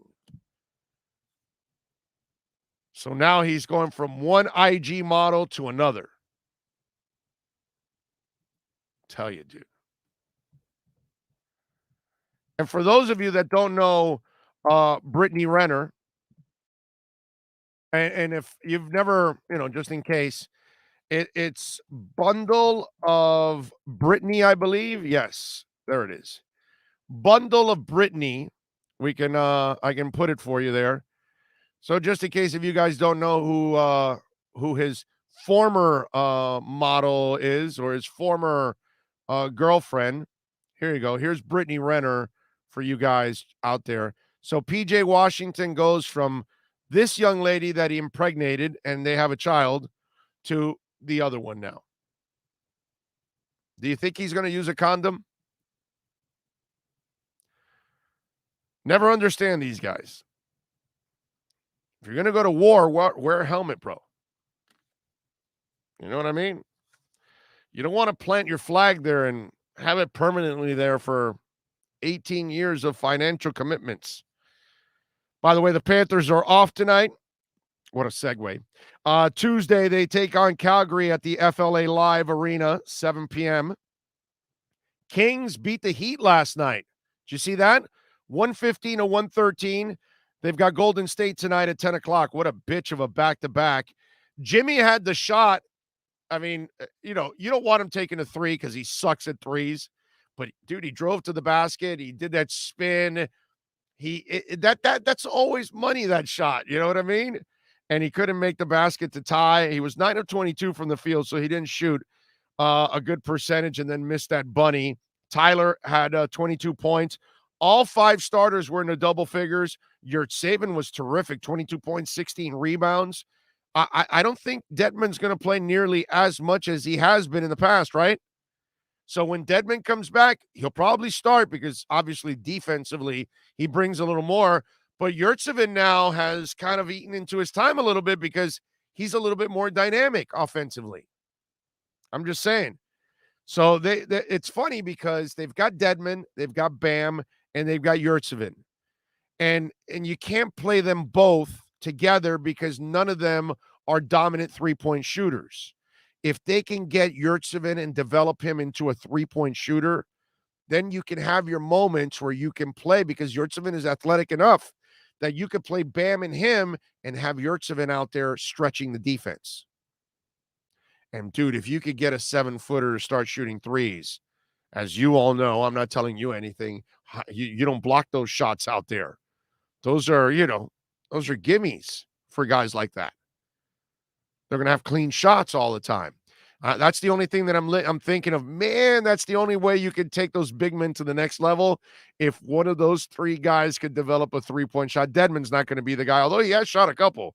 But it should be Yurtseven the guy, or, of course, Bam, if you could. Because Yurtseven's such a good rebounder, it could be the reverse. If Bam could be a three-point shooter, you know what I mean? But Caleb Martin, I love what I see from that kid. Had a couple steals last night with the 15 points and 6 rebounds. Lowry had 14 points, 12 assists, and 1 turnover. I'm always amazed with stuff like that, man. Miami had 19 points off the bench. Kings had 48. So that kind of helped out there in everything. But anyway, so tough loss yesterday for the Heat, man. But I'm watching Yurtseven. I'm just thinking of that. I'm going, man, if they can get one of their big guys to learn to shoot threes, that would be so freaking awesome. All right, so we're up late tonight, huh? 10 o'clock game. Damn it. Big O Whited Flores crossed the road after the Pats game to get to the bus stop. There you go. And get him a cab. Big O, it shows Flores is not a leader. He doesn't play through the final whistle. Okay. Robin says, Big O, there's a lot of fans blaming everything on Tua, in my view, until the O-line is fixed and we get a couple of competent running games. We won't, no matter what, know what QB we have. Yeah, I agree with you, man. I agree with you. If we're ever going to find out about Tua, you've got to have the coaching staff and the offensive line with it. The running game will come. If you have an offensive line, you'll have a running game. Look at Tennessee. It's not like Foreman is dominating anywhere else, but you play behind the Tennessee line and you can look pretty good. You know what I mean? And if you're Derrick Henry behind the Tennessee line, you will be an absolute monster. Don't forget to smash the hell out of the like button, folks. Very, very, very, very important that you smash the like button if you're listening on the podcast or watching on YouTube. Oh, in your gut is Tua back. Yes. Yes. I believe Tua's back. I believe Tua. Look, man, I believe Tua's back. And if they're smart, Tua's back with an entire new coaching staff and one that that knows how to build around him. And a head coach that isn't going to be fighting with the front office on a consistent basis and give them the tools that they need in order to succeed. So I believe so. All right.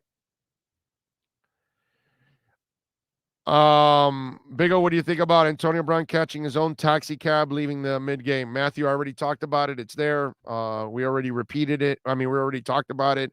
We don't repeat it. You can rewind and check it out. I just talked about it. I don't know, 15 minutes ago, something like that. So you can check it out. It's all there, my brother. I give a D+ to the Dolphins this season.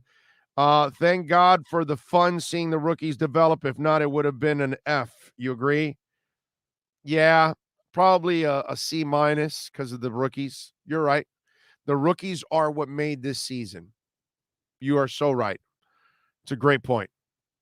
Probably go C-, because they did win a few games at least. If they would have won 2 or 3 games, Anthony, then I'm with you. But, they won 8 games. So I'll give them that. Big O, Dolphins should hire you. No. Oscar, I am fine where I'm at. I don't want to work in an NFL team. I had an opportunity years ago. I was going to, when I started getting into this, I was going to go to a scouting school and where they teach you how to be an NFL scout. And I was going to work with some NFL people to try to get into the personnel side of it. But I got quickly derailed from it when, it's just that business. I didn't want to be moving around. I'm kind of, one of the things also in radio, I had a chance to move out several times and go work out of town. And because I did it very early in my career and the experience didn't go well, I never wanted to do it again. Because once I got married and once I had a child, there was no way I'm moving away and moving my family around and moving my child around.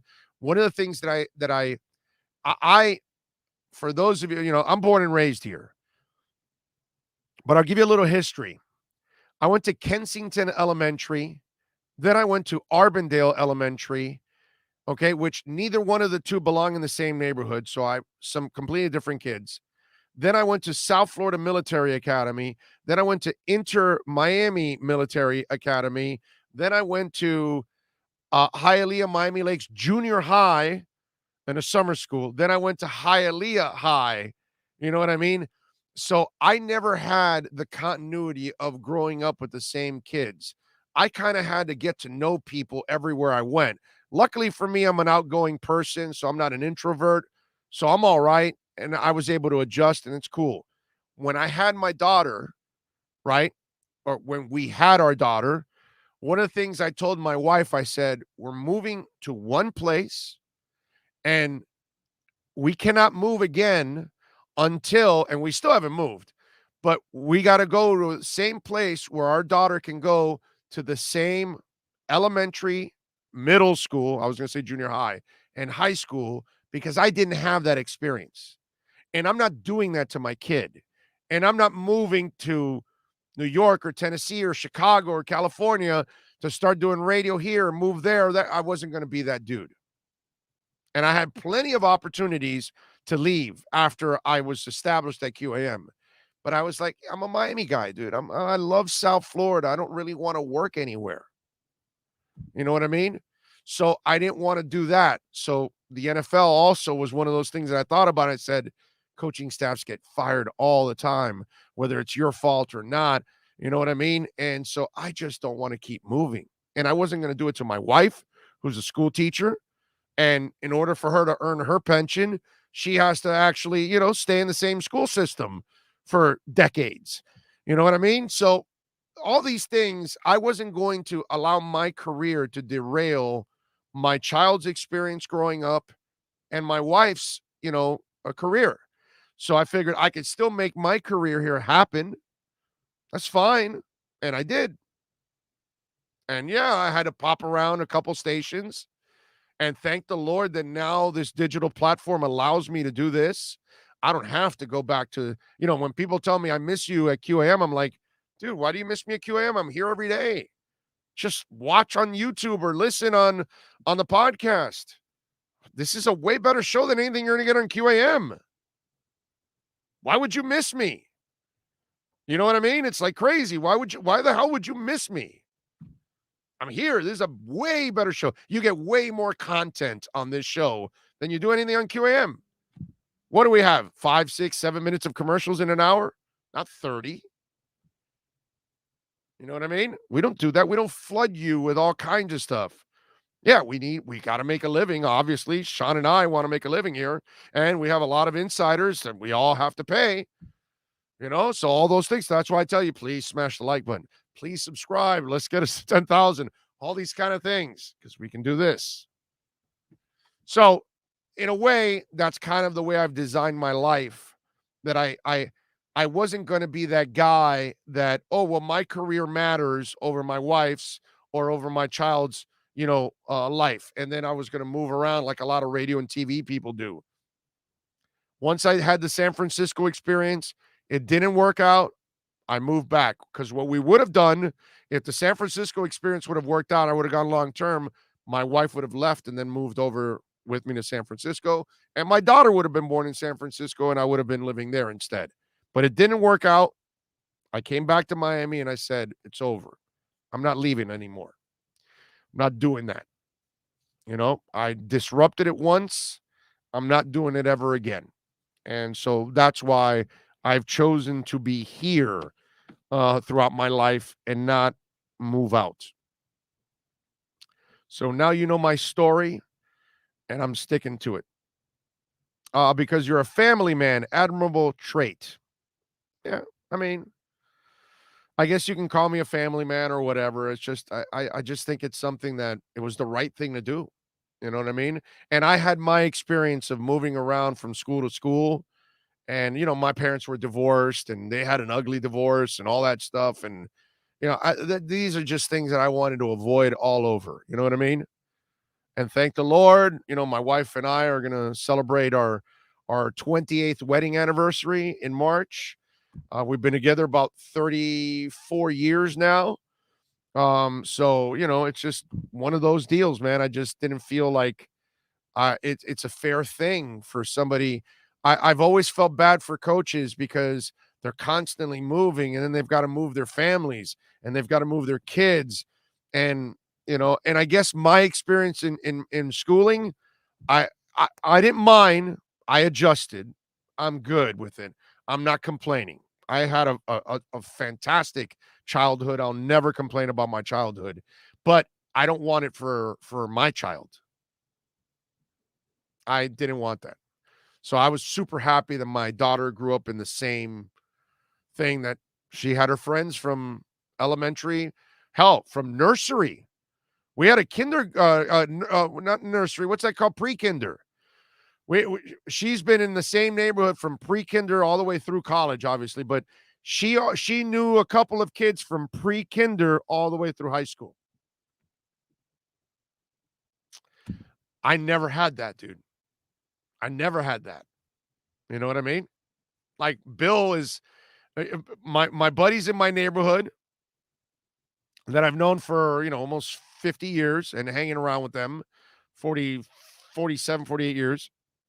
And then Bill, who I met the summer of 82. And then from there we were, friends, so just one of those things, man. Just crazy stuff. Ryan Nunez says, Big O, thank you for your amazing, entertaining style. Love your knowledge and dedication to our Finns.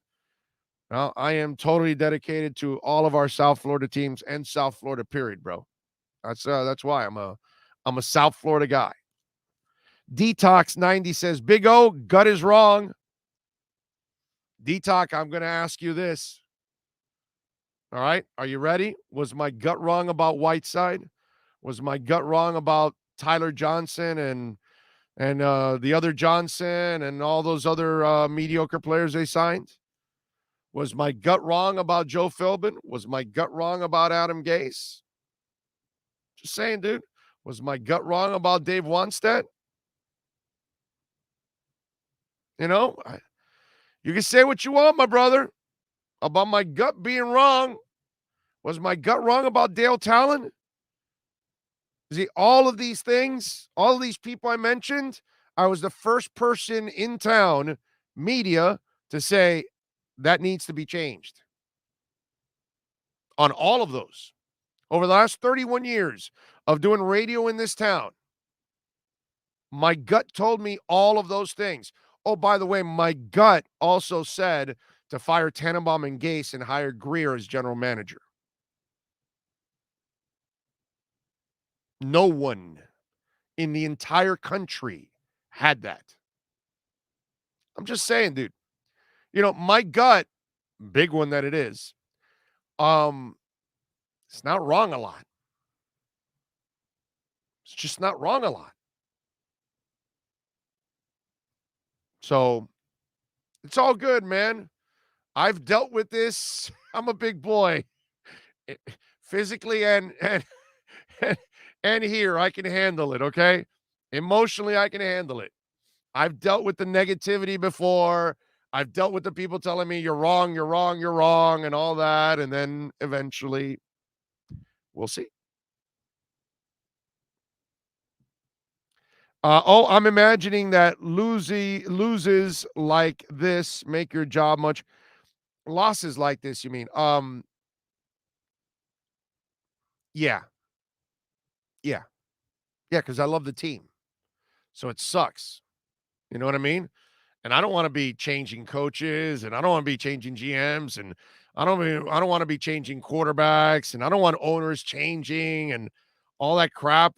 Even if I say that this person has to, be fired or replaced or whatever, in the end, I know that's not a good thing, but it's the only way to move forward. Sure, I'd like to. I seek continuity in my life, as I just told you, right? I just told you that in my life, I try to get continuity.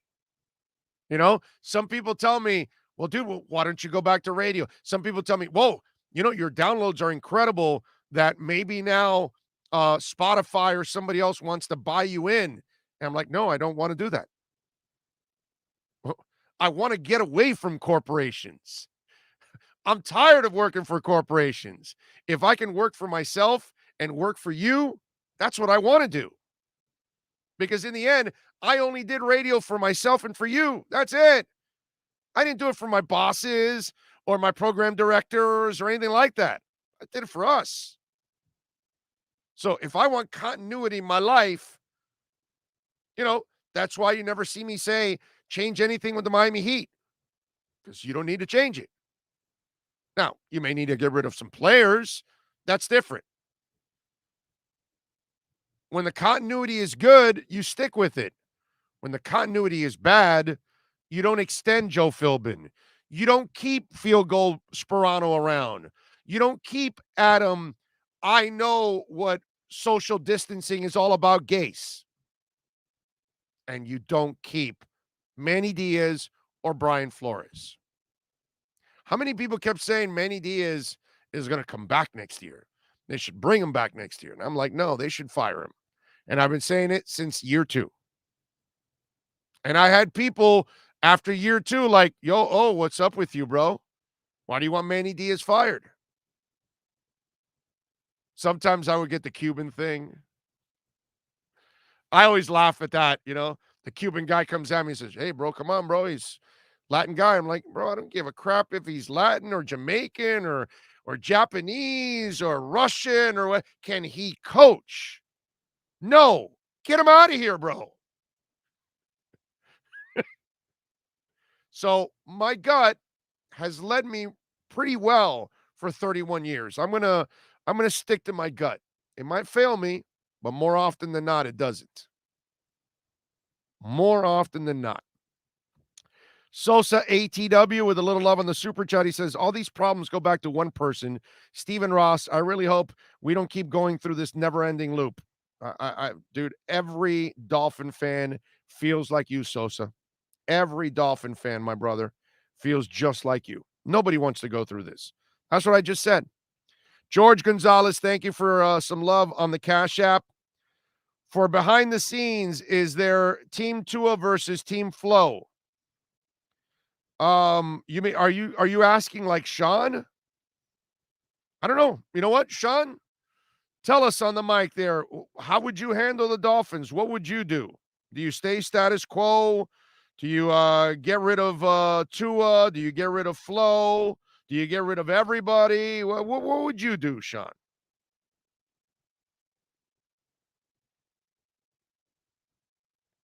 You got to give Tua some time. That's the one. And how about Flo? Where are you at with Flo? He's had 3 years, 7 between offensive line and coordinators. So you've lost faith that he can fix it? I don't know who's out there that could honestly make a difference in the way I'm thinking right now either. That's the other thing. Like, I don't even know what offensive coordinators, one, would want to come here, two, that he could get, and three, could fix what we have, because it's not like all of a sudden the offensive line is going to change in a year. Yeah, you can get a couple people here and there, but you're still going to have those players there. So that's not going to change overnight. Is an offensive coordinator going to come here going, okay, if I can fix this, then I can show how good I really am? Or are they just going to be like, that's a lost cause, I don't want to go there? And you go back to the whole thing is, if Flores does stay and gets the chance to correct it, he's on the hot seat. And as you said before, are you coming here to coach with a coach that is sitting on the hot seat? Right. Yeah. So I honestly don't know. At this point, it's almost just start from the ground and let's go. Yeah. No, I got you. Sucks, dude. This position to be in as Dolphin fans, it just sucks. It really sucks. Carlos says, if Greer's allowed Flo to make the decisions he has made, isn't he also capable or culpable, that is? I don't think Greer is the problem, but he is not without blame if he allows the coach to do what he has done. You're right, Carlos. I can't argue with that. You know, he probably gave Flo too much leeway, and that's what they did with Gase. And I think that's where lessons are learned now. That's why I told you, I think you need a less meddling coach and a coach that worries about coaching the team and can get a staff together. Worry about the players on the field. Don't worry about making trades and complaining about players and forcing trades and all that kind of stuff. I think that's what they need to do. They need to go back to that structure a little bit more. We've gotten out of touch here, Carlos, in this sport, where we're giving power to coaches that don't deserve it. And you've got to earn the right to be a personnel guy. When Jimmy took over here in Miami, he earned the right because of what he did in Dallas. Parcells was here, and he wasn't the coach, but he earned the right to do it, even though, he was a disaster and all that stuff, whatever. But my point is, at least they earned the right to do that. Okay? Gase did not. Philbin did not. Philbin was a nobody to walk into the office on a consistent basis and complain about one player after another and get him off the team. And it just gets to a point where you got to tell him, yo, man, strap up a pair, learn how to coach, learn how to manage egos, and go win some football games and shut the hell up.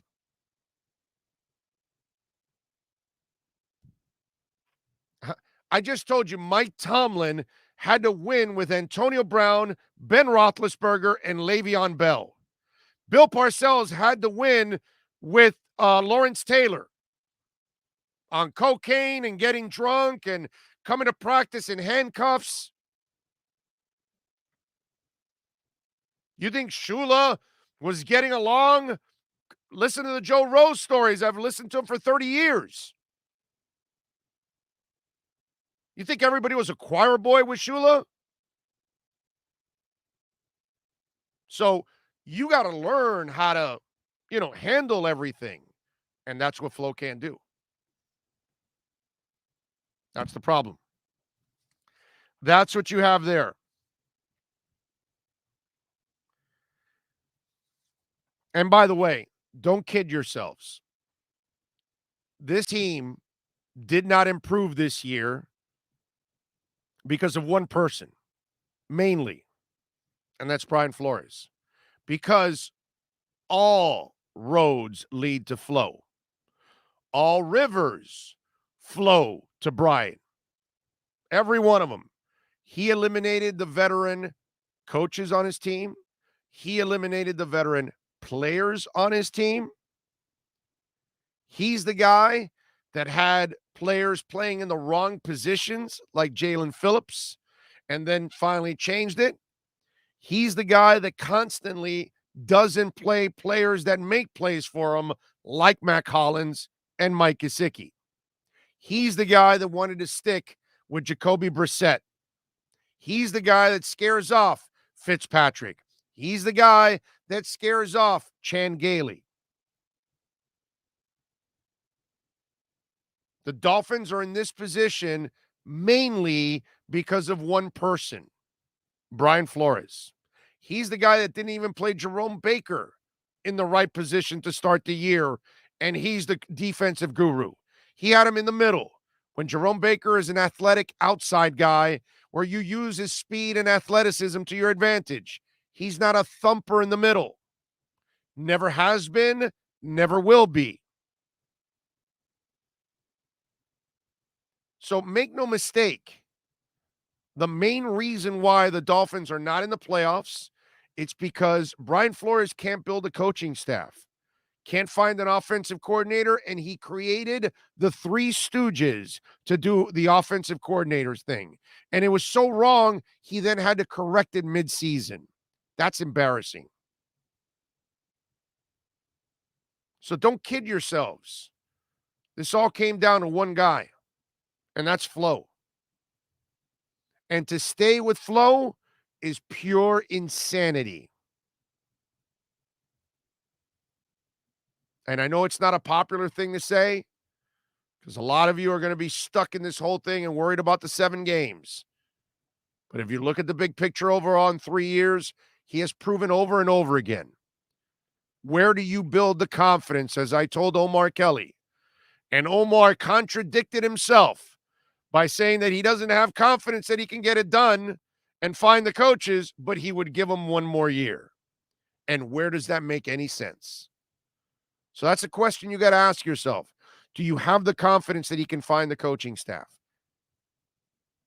And if you don't have that confidence, then why would you bring him back? We thank Sean Stanley, as always, putting it all together. Omar Kelly and our EJDconstruction.com Miami Dolphins report.